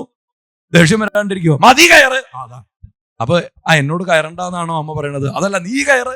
ഇങ്ങനെ കുറച്ചു നേരം കുന്തിദേവി പറയാ. അതിനിടയ്ക്ക് ഉള്ളില് ചിരിച്ചുകൊണ്ട് പുറത്തേക്ക് ഇങ്ങനെ പൊട്ടിക്കരയാൻ നിൽക്കാത്ര ആര്? അതാണ് മുഖം ഇങ്ങനെ താഴ്ത്തി പേടിച്ചു വരച്ച യശോദയുടെ മുമ്പിൽ ഇങ്ങനെ അഭിനയിക്കുകയാണ്. അപ്പൊ കുന്തിദേവി വിചാരിച്ചു അത്രേ, ഇങ്ങനെ പേടിയോ? ഇതൊരു ആൺകുട്ടിയല്ലേ, ഇതിനെത്ര പേടിയൊക്കെ ഉണ്ടോ? യശോദ അങ്ങനെ ഒരു വടിയും കയറൊക്കെ കാണിച്ചു പറഞ്ഞിട്ട് ഇത്രയൊക്കെ പേടിക്കേണ്ടതുണ്ടോ ചോദിച്ചു കഴിഞ്ഞാൽ അങ്ങനെ പൊട്ടിക്കരയെന്നുള്ള അവസ്ഥ പൊട്ടണില്ലേ കേട്ടോ. അതാണോ കണ്ണിലിങ്ങനെ നിറച്ചു നിർത്തിയിട്ടുണ്ട് അത്ര. ഈ അഭിനയിക്കുന്ന ആൾക്കാരുടെ ഒരു പ്രത്യേകത അതാണത്രേ. അല്ലെങ്കിൽ അഭിനയം അങ്ങനെയാ വേണ്ടതെന്നാണ്. കണ്ണുനീര് പുറത്തേക്ക് വരാൻ ഇങ്ങനെ വന്ന് മറ്റുള്ളവർ കരഞ്ഞാലും ഇത് പുറത്തേക്ക് ചാടരുത്. കാരണം അത് കളയാനുള്ളതല്ല, അത് അവിടെ നിർത്തിയാൽ മതി. കണ്ണിലിങ്ങനെ നിൽക്കണം എന്നാണ് കണ്ണുനീര്. അപ്പൊ ആൾക്കാർക്ക് ഇങ്ങനെ തോന്നുന്നത് ഇപ്പൊ പൊട്ടും. എവിടെ അഭിനയിക്കണ ആളോ? അഭിനയിക്കാനുള്ള കണ്ണീര് വരരുത്. അപ്പോഴാണ് അഭിനയത്തിന്റെ കേമത്വം എന്ന് പറയാറുണ്ട്. അല്ലാതെ ഇങ്ങനെ എന്ന് കടണം അങ്ങനെയുള്ള ആൾക്കാരെ നമുക്ക് ധാരാളം കാണാം. പക്ഷെ അഭിനയിക്കുകയാണെങ്കിൽ എങ്ങനെ അരുത്? ആ കണ്ണീര് പുറത്തേക്ക് വരരുത്. ആ കണ്ണിങ്ങനെ ചുവന്ന് കലങ്ങി നല്ലോണം പൊട്ടി കരയാണ് എന്ന് ആർക്ക് തോന്നും വേണം? ലോകത്തിലുള്ള എല്ലാവരും കറങ്ങിയാലും ഈ അഭിനയിക്കുന്ന ആൾ കരയരുത്. അങ്ങനെ ഒരു കുഴപ്പം, അങ്ങനെ ഒരു പ്രത്യേകത ഉണ്ട് ഈ അഭിനയത്തിന്. അഭിനയാണെങ്കിൽ കേട്ടോ. കുന്തിദേവി പറയാ, പിന്നെ എനിക്ക് മനസ്സിലായത് ഏറ്റവും വലിയ നടൻ അല്ലേ, അഖില കല ആദിഗുരു എന്ന് പറഞ്ഞ് സകല കലകളുടെയും ആദിഗുരുവായിട്ടുള്ള കൃഷ്ണന്റെ മുമ്പിൽ അഭിനയം അല്ലേ, ആ അഭിനയത്തിൽ ഒന്നാമൻ ഈ കൃഷ്ണൻ തന്നെയാ. ഞാൻ പോലും വിചാരിച്ചത് എന്താണ്, കുട്ടി കരഞ്ഞു എന്നാണ്. യശോദ ഉറപ്പിച്ചു കരഞ്ഞു എന്ന്. എവിടെ കരയണത് പോയിട്ട് ഒരു തുള്ളി ആ കണ്ണുനീര് പുറത്തേക്കാണ് വരില്ലേ. കൃത്യം അങ്ങനെ പോ എന്ന് പറഞ്ഞ പോലെ ഇങ്ങനെ നിൽക്കണതാ. കുറച്ചാണ്ട് കഴിഞ്ഞപ്പോ ഇതൊക്കെ നോക്കി നിൽക്കുന്നതിന്റെ ഇടയിൽ കൂടെയാണ് അത്ര പെട്ടെന്ന് എന്തുണ്ടായത്. എങ്ങനെയാന്ന് വെച്ചില്ല, യശോദയുടെ കണ്ണ് നിറഞ്ഞു ഉത്തരേ കുറച്ച് കഴിഞ്ഞപ്പോ. കാരണം എന്തിനു കെട്ടാൻ പറ്റുന്നില്ലേ, ആകെ നാണക്കെടുവായി. മാത്രമല്ല ആകെ ഇങ്ങനെ പരവശതയായി. എന്താ അതിനെ കെട്ടാൻ പറ്റാത്തതാവോന്ന് ഉള്ളിൽ തോന്നിയപ്പോഴേക്ക് ഉള്ളിൽ നിന്നൊരു കണ്ണുനീര് പുറത്തേക്ക്. യശോദയുടെ ദൃഷ്ടുവാ പരിശ്രമം കൃഷ്ണകൃപയാസീൽ സ്വബന്ധനെ എന്നവിടെ പറയും അല്ലേ. അപ്പോ അതിലും ഇതുപോലെ തന്നെ അത്ര. യശോദ കെട്ടിയതാണോ അതോ സ്വയം കെട്ടിയിട്ട് അമ്മ കെട്ടി എന്ന് പറഞ്ഞതാണോ എന്ന് ഇപ്പോഴും തീരുമാനമായിട്ടില്ല. സ്വബന്ധനെ. കാരണം ഭഗവാനെ കെട്ടണമെങ്കിൽ അതാര് തന്നെ വേണം? അത് ഭഗവാൻ തന്നെ നിശ്ചയിക്കണം. എന്തായാലും യശോദയ്ക്ക് ആ രണ്ടുപേരിലെ കുറവ് തീർത്ത്, എല്ലാ കുറവുകളും തീർത്ത് യശോദയ്ക്ക് ബന്ധിക്കാൻ സാധിച്ചു എന്ന് അവിടെ പറയുമ്പോ കുന്തിദേവി പറയുന്നത് ഇതാണ്, സാമാം വിമോഹയതി ധീരപിയത് വിഭേദി. എനിക്കിതൊക്കെ കഴിഞ്ഞ് കുറെ ഇങ്ങനെ ഞാൻ ആലോചിക്കുമ്പോഴാണ് സത്യത്തിൽ ഇവൻ അങ്ങോട്ട് എന്ന് മടിയിൽ വീണ് പിടിക്കാൻ കൊടുത്തു. അത് യശോദ പിടിച്ച് കെട്ടിടാൻ നോക്കിയപ്പോ കെട്ടാൻ പറ്റാണ്ട് അവസാനം എന്തോ ഒരു മായ അവിടെ സംഭവിച്ചിട്ടുണ്ട്. പിന്നെ നോക്കുമ്പോ എന്താണ്, പിന്നെ കെട്ടി നിൽക്കുന്നതാണ്. അതിനിടയിൽ ഈ കരച്ചിലിനെ പറ്റി ചിന്തിച്ചപ്പോഴാണ് കുന്തിദേവി പറയണത്, ലോകത്തിന്റെ മുഴുവൻ കരച്ചിൽ തീർക്കണ ആള് കരയ അതുണ്ടാവില്ല. പിന്നെ പ്രത്യേകിച്ചും ഒരു കാര്യം കൂടി കുന്തിദേവിക്ക് മനസ്സിലായിട്ടുണ്ട്. എന്താ, ഈ ഭഗവാനെ കണ്ടാൽ, ഭഗവാനെ ചിന്തിച്ചാൽ, ഭഗവാന്റെ നാമം ജപിച്ചാലൊക്കെ എല്ലാവരുടെയും ഭയം തീരണത് അതിനൊരു കാരണം ഉണ്ടെന്നാണ്. എന്താ കാരണം? ഭാഗവതത്തിൽ 1-ാം സ്കന്ധത്തിലും ഈ കുന്തിസ്തുതിയിലും പിന്നെ ഉലൂഖല ബന്ധനത്തിലും ഒരേപോലെ പറയുന്നൊരു കാര്യമാണ്. അതായത് ഭഗവാന്റെ നാമം ജപിച്ചാൽ, അതുപോലെ ഭഗവാനെ ചിന്തിച്ചു കഴിഞ്ഞാൽ പിന്നെ അവരുടെ ഉള്ളിൽ എന്തില്ല, ഭയം എന്ന് പറയുന്ന സാധനം ഇല്ല അത്രേ. അതിന്റെ ഒരു കാര്യം, അതിന്റെ സത്യം എന്താണ് എന്നുള്ളത് ആരാ കണ്ടുപിടിച്ചത് അത്രേ? കുന്തിദേവി പറയാ, അത് ഞാനാ കണ്ടുപിടിച്ചപ്പോ. അതെന്താ? എനിക്കിപ്പോ മനസ്സിലായി, ഈ ഭയം എന്ന് പറഞ്ഞ സാധനത്തിന് ആകെ പേടിയുള്ളത് ഈ വിദ്വാനെ മാത്രമേ ഉള്ളൂ എന്നാണ്. ഏത് വിദ്വാനെ? ഭയം എന്ന് പറഞ്ഞ സാധനം ഭഗവാൻ ഇവിടെ ഉണ്ടോ? ഒരു 100 കിലോമീറ്റർ അപ്പുറത്ത് നോക്കിയാൽ മതി. ആരെ? ഭയത്തിനെ. എന്നിട്ട് ഭഗവാൻ പറയാത്രേ, നീ ഇങ്ങോട്ട് വാ, ഞാനൊന്ന് പേടിക്കട്ടെ. ആരോട്? ഭഗവാൻ ഭയത്തിനോട് പറയാത്രേ. അപ്പൊ കുന്തിദേവി ഇങ്ങനെ, ഇത് ആരോടായി ഇങ്ങോട്ട് വാ എന്ന് പറയണത് നോക്കുമ്പോ മറ്റുള്ളവർക്കൊന്നും കാണാനില്ല. കാരണം ഈ ഭയം എന്ന് പറഞ്ഞ സാധനത്തിനെ കാണാൻ പറ്റുമോ? കാണാൻ പറ്റില്ല. അപ്പൊ ആരോടോ അങ്ങനെ പറയണ്ട അത്ര, ഇങ്ങോട്ട് വാ, ഞാനൊന്ന് പേടിക്കട്ടെ, ഇങ്ങോട്ട് വാ. ആര്? ഭഗവാൻ. കാരണം പേടിക്കാൻ പറ്റില്ലേ? പേടിയില്ലാത്തവർക്ക് പേടിക്കാൻ പറ്റുമോ? പേടി ഉള്ളിലേക്ക് ഭയം വന്നാലേ എന്ത് ചെയ്യാൻ പറ്റുള്ളൂ? അവസാനം നീ അവിടെ നിന്നോ, ഞാൻ കാണിച്ചുതരാം. നീ എങ്ങനെയാ ആൾക്കാരെ പേടിപ്പിച്ച് മറ്റുള്ളവരുടെ ഉള്ളിൽ എങ്ങനെയാ പേടി ഉണ്ടാവണ്ടേന്ന് ഞാൻ കാണിച്ചു തരാന്ന് പറഞ്ഞിട്ട് കാണിച്ചു കൊടുത്തു ഉത്തര ആർക്ക്? ഭയത്തിന്. അത് കണ്ട് പേടിച്ചു ഓടി ഉത്തര ആര്? അതാണ് ഭഗവാന്റെ ഭയം അഭിനയിക്കൽ കണ്ട് ഭയം പോലും പേടിച്ചോടിയതാണ്.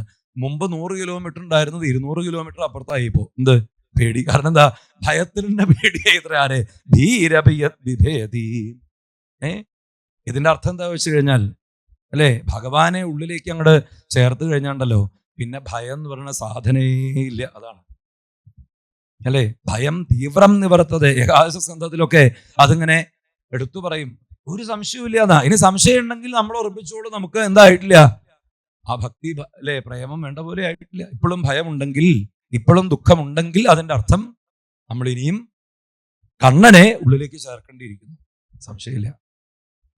ഉള്ളിലേക്ക് പരിപൂർണമായ യശോദയെ പോലെ. അതാണ് ഉദാഹരണം. യഥാ യശോദ, അല്ലെ, യഥാ വ്രജഗോപികാനാം. അവർക്കൊന്നും ഭയം എന്ന് പറഞ്ഞ സാധനം ഇല്ല. അവരൊക്കെ പേടിയാത്ര ഭയത്തിന്. അപ്പൊ ഈ ഭഗവാനെ പറഞ്ഞ പോലെ ഭയത്തിന് യശോദയും പേടിയാണ്, ഗോപികമാരെയും പേടിയാണ്. വൃന്ദാവനത്തിലേക്ക് തന്നെ കടക്കാൻ പേടിയാത്ര ആർക്ക്? ഭയത്തിന്.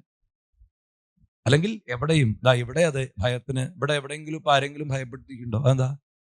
ഇങ്ങോട്ടൊന്നും വരില്ല. ആ പുഴയുടെ അക്കരയിട്ടാവും ചിലപ്പോ. അല്ലാതെ പുഴ കടന്ന് ഇങ്ങോട്ടൊന്നും ആരും വരില്ല, ഭയം വരില്ല. അതെന്താ? ധീരഭിഭേദി. ഒരിക്കലും ഭയം എന്നുള്ളത് ഈ പ്രേമ അല്ലേ സ്വരൂപനെ ഹൃദയത്തിലേക്ക് ചേർത്താൽ ഉണ്ടാവില്ല. ഇത് കുന്തിദേവിക്ക് മനസ്സിലായി. അപ്പൊ കുന്തിദേവി ഇതൊക്കെ പറഞ്ഞ് വിപദസന്ധു എന്ന് പറഞ്ഞ് തുടങ്ങിയതായിട്ടുള്ള കുന്തിദേവി അവസാനം പറഞ്ഞ എന്താണ്? എനിക്കിപ്പോ ഓരോ അവതാരങ്ങളും എടുത്തുകൊണ്ട് എല്ലാവരുടെയും ദുഃഖത്തെ തീർക്കുന്നതായിട്ടുള്ള ഭഗവാൻ കൃഷ്ണാവതാരം എടുത്തപ്പോഴും മഹർഷിമാരുടെ പ്രാർത്ഥന കേട്ടു, ദേവന്മാരുടെ പ്രാർത്ഥന കേട്ടു, അസുരന്മാരുടെ ദുഷ്ടത ഇല്ലാണ്ടാക്കി ദേവകി വസുദേവന്മാരെ അനുഗ്രഹിച്ചു. ഇനിയിപ്പോ അത് മാത്രമാണോ? അല്ല, ശ്രവണസ്മരണാർഹാണി കരിഷ്യന്നിതി കേശന.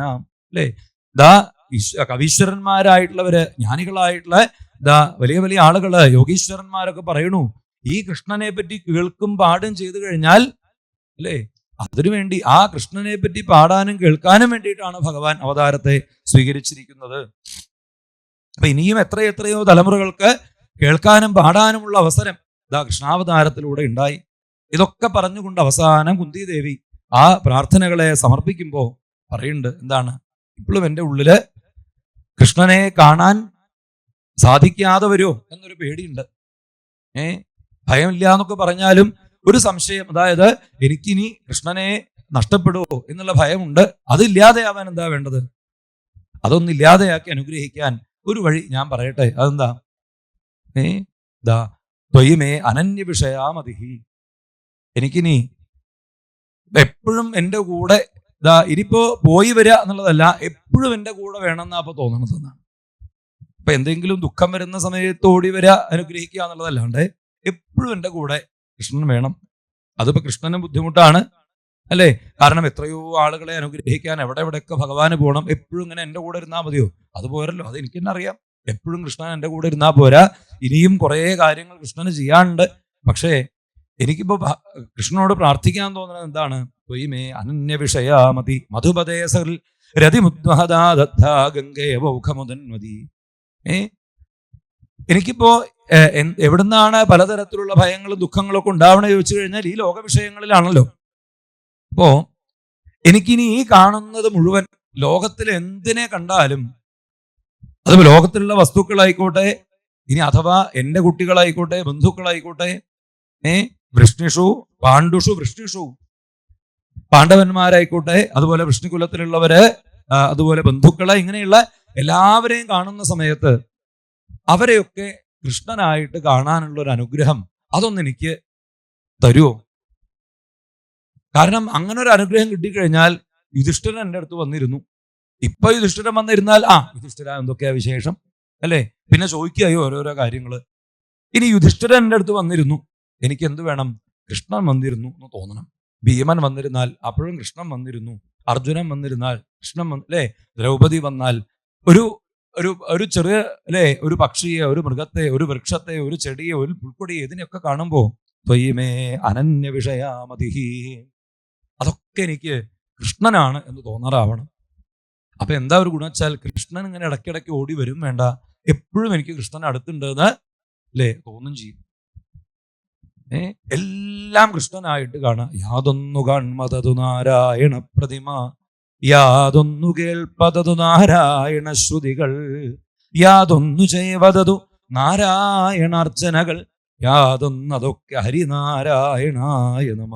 ആനന്ദ ചിന്മയ ഹരേ ഗോപികാരമണ അല്ലേ, എല്ലാം കൃഷ്ണനാണ് എന്നാണ് തോന്നാൻ തുടങ്ങിക്കഴിഞ്ഞാൽ പിന്നെ എനിക്ക് ഒരു നിമിഷം പോലും കൃഷ്ണനെ വിട്ടിരിക്കേണ്ടി വരില്ലല്ലോ അല്ലേ. അങ്ങനെ കാണുന്നതൊക്കെ ശ്രീകൃഷ്ണനായി കൊണ്ട് കാണാനുള്ളൊരു ആ ഒരു ബോധവും ആ ഒരു കാഴ്ചപ്പാടും ആ ഒരു ശക്തിയും ആ ഒരു മനസ്സും ആ ഒരു ബുദ്ധിയും ആ ഒരു ഇന്ദ്രിയങ്ങളും എനിക്ക് നൽകി അനുഗ്രഹിക്കണേ. ത്വയിമേ അനന്യ വിഷയാമതിഹി, അതായത് കൃഷ്ണനെ അല്ലേ, കൃഷ്ണനല്ലാതെ മറ്റാരും ആശ്രയമില്ല എന്ന് മാത്രമല്ല അല്ലേ, അന്യഥാശരണം നാസ്തി എന്നുള്ളത് നമ്മൾ പറയാറുണ്ട് അല്ലേ. അന്യഥാശരണം നാസ്തി, അതായത് മറ്റാരും ആശ്രയമില്ല അല്ലേ. ത്വമേവ ശരണം മമ. അപ്പൊ അത് മറ്റൊരു തരത്തിൽ പറഞ്ഞാൽ എങ്ങനെയാണ്? ഇവിടെ ഈ കാണുന്നതൊക്കെ കൃഷ്ണനാണ് എന്നുള്ള അനുഭവം വന്നു കഴിഞ്ഞാലോ പിന്നെ മറ്റൊരാളില്ല എന്ന് പറയണ്ട. കാരണം ഇന്നത്തെ ലോകത്തില് ഇപ്പൊ നമ്മളിങ്ങനെ പറയാണ്, എനിക്ക് ആരുമില്ല, മക്കളും ഇല്ല, അവരും ഇല്ല, അവരും ഇല്ല, എനിക്ക് കൃഷ്ണൻ മാത്രമേ ഉള്ളൂ എന്ന് പറഞ്ഞു കേട്ടാൽ അവർക്ക് വിഷമാവും അല്ലേ. അങ്ങനെ ഉണ്ടല്ലോ, ഉണ്ടാവില്ലേ? അപ്പൊ കുട്ടികളുടെ മുമ്പിൽ വെച്ച് പറയാണ്, എന്ത്, ഇവരെ കൊണ്ടൊന്നും ഒരു കാര്യമില്ല, എനിക്ക് കൃഷ്ണൻ മാത്രമേ ഉള്ളൂ എന്ന്. അപ്പൊ ഇവരെ കൃഷ്ണനായിട്ട് കണ്ട എന്താ, എന്നാ ഇത് പറയാണ്ട് കഴിക്കാലോ. എന്ത്, ഏത് അല്ലേ, മറ്റത് അവരെ കണ്ടുകൂടാണ്ട് ഏവലും കൂടി ഉണ്ടായി.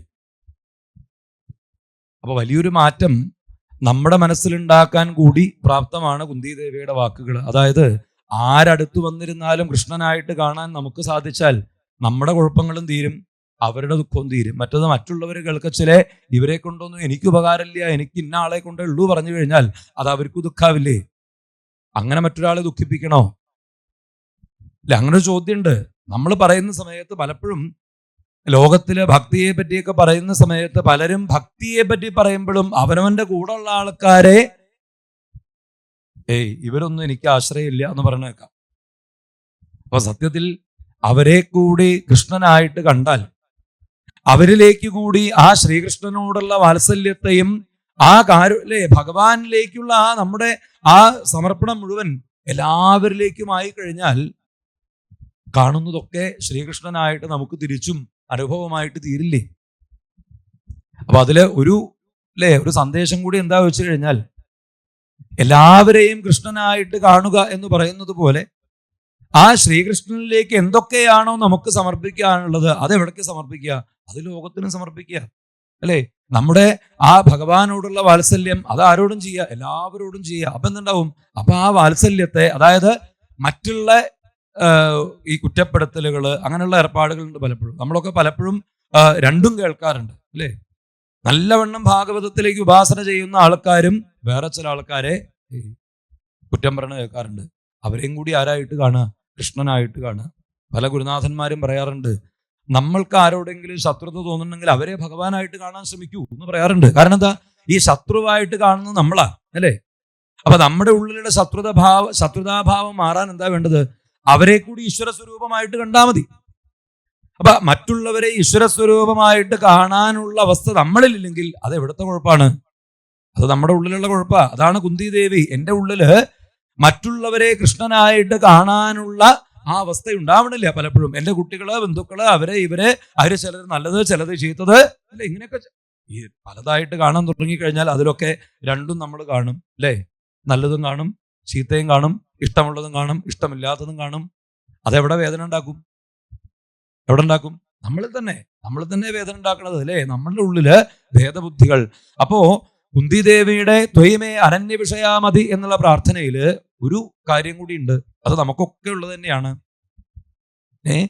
ആരോടെങ്കിലും നമുക്ക് അത്തരത്തിലുള്ള അകൽച്ചയോ ഭേദബുദ്ധിയോ അല്ലെ മത്സരബുദ്ധിയോ ഏതെങ്കിലും തരത്തിലുള്ള ഇഷ്ടമില്ലായ്മയോ ഒക്കെ ഉണ്ടെങ്കിൽ അതിനെ കൂടി എവിടേക്ക് ചേർക്കുക? ആ ഭഗവാനിലേക്ക് ചേർത്തുകൊണ്ട് അവരെ കൂടി ശ്രീകൃഷ്ണ സ്വരൂപമായിട്ട് കാണാൻ ശ്രമിച്ചു കഴിഞ്ഞാൽ ഇനിയിപ്പോ മറ്റുള്ളവരെന്തോ ആയിക്കോട്ടെ, അങ്ങനെയുണ്ട്. അവരെ നേരേക്കാൻ നമുക്ക് പറ്റുമോ? ഇപ്പൊ വേറൊരാൾക്ക് നമ്മളോട് ഇഷ്ടമല്ല, അയാൾക്ക് ഇഷ്ടം ഉണ്ടാക്കാൻ നമുക്ക് പറ്റുമോ? ഇല്ല. പക്ഷെ നമുക്ക് അയാളെ ഇഷ്ടപ്പെട്ടൂടെ? അങ്ങനെ ആവാലോ. അതിനിപ്പോ ആരുടെയും ചെലവില്ല. ഉണ്ടോ? ആരോ എങ്ങനെയോ ആയിക്കോട്ടെ അല്ലേ? എല്ലാ ഗുരുനാഥന്മാരും പറയാറുണ്ട്, ലോകം മുഴുവൻ നേരേക്കാൻ നമ്മളെ കൊണ്ട് പറ്റില്ല. കുഞ്ഞുണ്ണി മാഷ് പറഞ്ഞതാ നല്ലത്. എന്താ അത്? കുഞ്ഞുണ്ണി മാഷ് പറഞ്ഞിട്ടുണ്ട്, ലോകം മുഴുവൻ നന്നാവാൻ ഒരു വഴി ഓതാം ഞാൻ. എന്താ അറിയോ? ഉറക്കെ പറയില്ല, മെല്ലെ പറയുള്ളൂ, സ്വയം നന്നാവുക.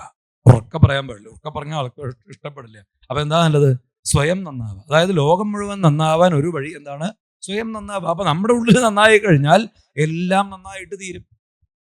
അപ്പൊ നമ്മുടെ ഉള്ളിൽ എല്ലാത്തിനെയും ശ്രീകൃഷ്ണ സ്വരൂപമായിട്ട് കാണാൻ സാധിച്ചു കഴിഞ്ഞാൽ അപ്പൊ അവരിലൊക്കെയുള്ള നമ്മുടെ മത്സരബുദ്ധികള്, നമ്മുടെ ഭേദബുദ്ധികൾ, നമുക്കുള്ള ദുഃഖങ്ങൾ അല്ലെ, നമുക്കുള്ള പ്രശ്നം, ഇതൊക്കെ അവിടെ തീരുന്നു. അങ്ങനെയും കൂടി ഒരു ആ ചിന്ത ആ കുന്തിദേവിയുടെ വാക്കുകളിൽ നമുക്ക് കാണാൻ സാധിക്കും. അല്ലെങ്കിൽ കുന്തിദേവി അതന്നെയാണ് ഉദ്ദേശിച്ചത്. കാരണം എല്ലാം കൃഷ്ണനായിട്ട് കാണാൻ തുടങ്ങിക്കഴിഞ്ഞാൽ പിന്നെ അല്ലേ, കൃഷ്ണന്റെ അടുത്തില്ല, അല്ലെങ്കിൽ കൃഷ്ണനെ കാണാനില്ല, എനിക്ക് ദുഃഖം വരണു, അങ്ങനെയില്ല. അപ്പോ അല്ലേ, ചില കവികളൊക്കെ പാടിയിട്ടുണ്ട്, മരണത്തെ പോലും ശ്രീകൃഷ്ണനായിട്ട് സ്വീകരിക്കുക എന്ന് പറയാറുണ്ട്. അപ്പൊ എന്തായി? മരണത്തെ പോലും ജയിക്കാൻ ആ മൃത്യുവിനെ പോലും ശ്രീകൃഷ്ണ സ്വരൂപമായിട്ട് സ്വീകരിക്കാറാവുക. അപ്പൊ എന്തുണ്ടാവില്ല? ആ മരണം പോലും നമ്മളെ ഭയപ്പെടുത്തില്ല. കാരണം എന്താണ്? കൃഷ്ണനാണ് വരുന്നത്. നമ്മളെ മൃത്യു വന്ന് ബാധിക്കുന്നു എന്ന് പറഞ്ഞു കഴിഞ്ഞാൽ ആ മൃത്യുവിനെ പോലും ശ്രീകൃഷ്ണ സ്വരൂപമായിട്ട് കാണുക. അപ്പൊ പരീക്ഷത്തൊക്കെ അതിലേക്ക് എത്തിച്ചേരുന്നത്. പരീക്ഷത്ത് തക്ഷകനെ പോലും ആരായിട്ട് കാണുന്നുണ്ട്? ശ്രീകൃഷ്ണ സ്വരൂപമായിട്ട്. അഹം ബ്രഹ്മ അല്ലേ? അപ്പൊ കുന്തിദേവിയുടെ ഭാഗവതത്തിലെ ആദ്യത്തെ ആ സ്തുതിയിൽ തന്നെ നമുക്ക് കാണിച്ചു തരാ, ത്വയമേ അനന്യ വിഷയാമതി മധുപതേ സകൽ രതിമുദ്വഹദാദഗ്ധേ വൗഘമുതൻവതി. എല്ലാം ശ്രീകൃഷ്ണ സ്വരൂപമായിട്ട് കണ്ട് ആ ശ്രീകൃഷ്ണ അനുഭവത്തോടുകൂടി കാണുന്നതും കേൾക്കുന്നതും അറിയുന്നതും പറയുന്നതും ചിന്തിക്കുന്നതും ഒക്കെ കൃഷ്ണൻ തന്നെ. കണ്ണു തുറന്നാലും കണ്ണടച്ചാലും ശ്രീകൃഷ്ണനെ തന്നെ കണ്ടുകൊണ്ട് ആ കൃഷ്ണ അനുഭവത്തിൽ എൻ്റെ ജന്മം സഫലമാക്കാൻ സാധിക്കണേ എന്ന് പ്രാർത്ഥിച്ചുകൊണ്ടാണ് യോഗേശ്വര അഖില ഗുരോ അല്ലെ. അവിടെ ആ വാക്കുകൾ നോക്കൂ, യോഗേശ്വര എന്നാണ് ഭഗവാനെ വിളിക്കുന്നത്. അതുതന്നെയാണ് ഉദ്ധവനം വിളിച്ചത് അല്ലെ, നമോസ്തുതേ മഹായോഗിൻ. അപ്പൊ നോക്കിക്കോളൂ, ആ ഓരോരുത്തരും എത്തിച്ചേരുന്നതായിട്ടുള്ള തലം കൂടി നമുക്ക് ഭാഗവതം കാണിച്ചു തരാം. ആദ്യത്തെ സ്തുതിയിലെ യോഗേശ്വര എന്ന് വിളിച്ചു, അവസാനം ഉദ്ധവൻ നമസ്കരിക്കുമ്പോ നമോസ്തുതേ മഹായോഗിൻ. ഇനിയിപ്പോ നോക്കിക്കോളൂ, ഓരോ കഥാപാത്രങ്ങളും ആ യോഗീശ്വരനായിരിക്കുന്ന കൃഷ്ണനെ അല്ലെ, അവനവന്റെ ഉള്ളിൽ തന്നെ ഉയർന്നു വരുന്നതായിട്ടുള്ള ആ ഭാവത്തെയാണ് യോഗേശ്വര എന്നുള്ള ആ വിളി സൂചിപ്പിക്കുക. അല്ലെങ്കിൽ വേറെ എന്തെങ്കിലും വിളിക്കാലോ അല്ലെ. ഇതുവരെ ഉണ്ണി ഉണ്ണി എന്ന് പറഞ്ഞ് ആ ലൗകികമായിട്ടുള്ള വാത്സല്യം മാത്രമാണ് കുന്തിദേവിയിൽ ഉണ്ടായിരുന്നതെങ്കിൽ ഇപ്പൊ എന്തായി? ഇപ്പൊ യോഗേശ്വരനായിട്ടാണ് ശ്രീകൃഷ്ണ പരമാത്മാവിനെ കാണുന്നത്, മഹായോഗി ആയിക്കൊണ്ട്. അഖില ഗുരുവാണ് ഈ പ്രപഞ്ചത്തിന്റെ മുഴുവൻ ഗുരുനാഥനാണ് കൃഷ്ണൻ. അങ്ങനെയുള്ള ശ്രീകൃഷ്ണനെ ഞാൻ നമസ്കരിക്കട്ടെ എന്ന് പറഞ്ഞ് ഭഗവൻ നമസ്തേ ശ്രീകൃഷ്ണ.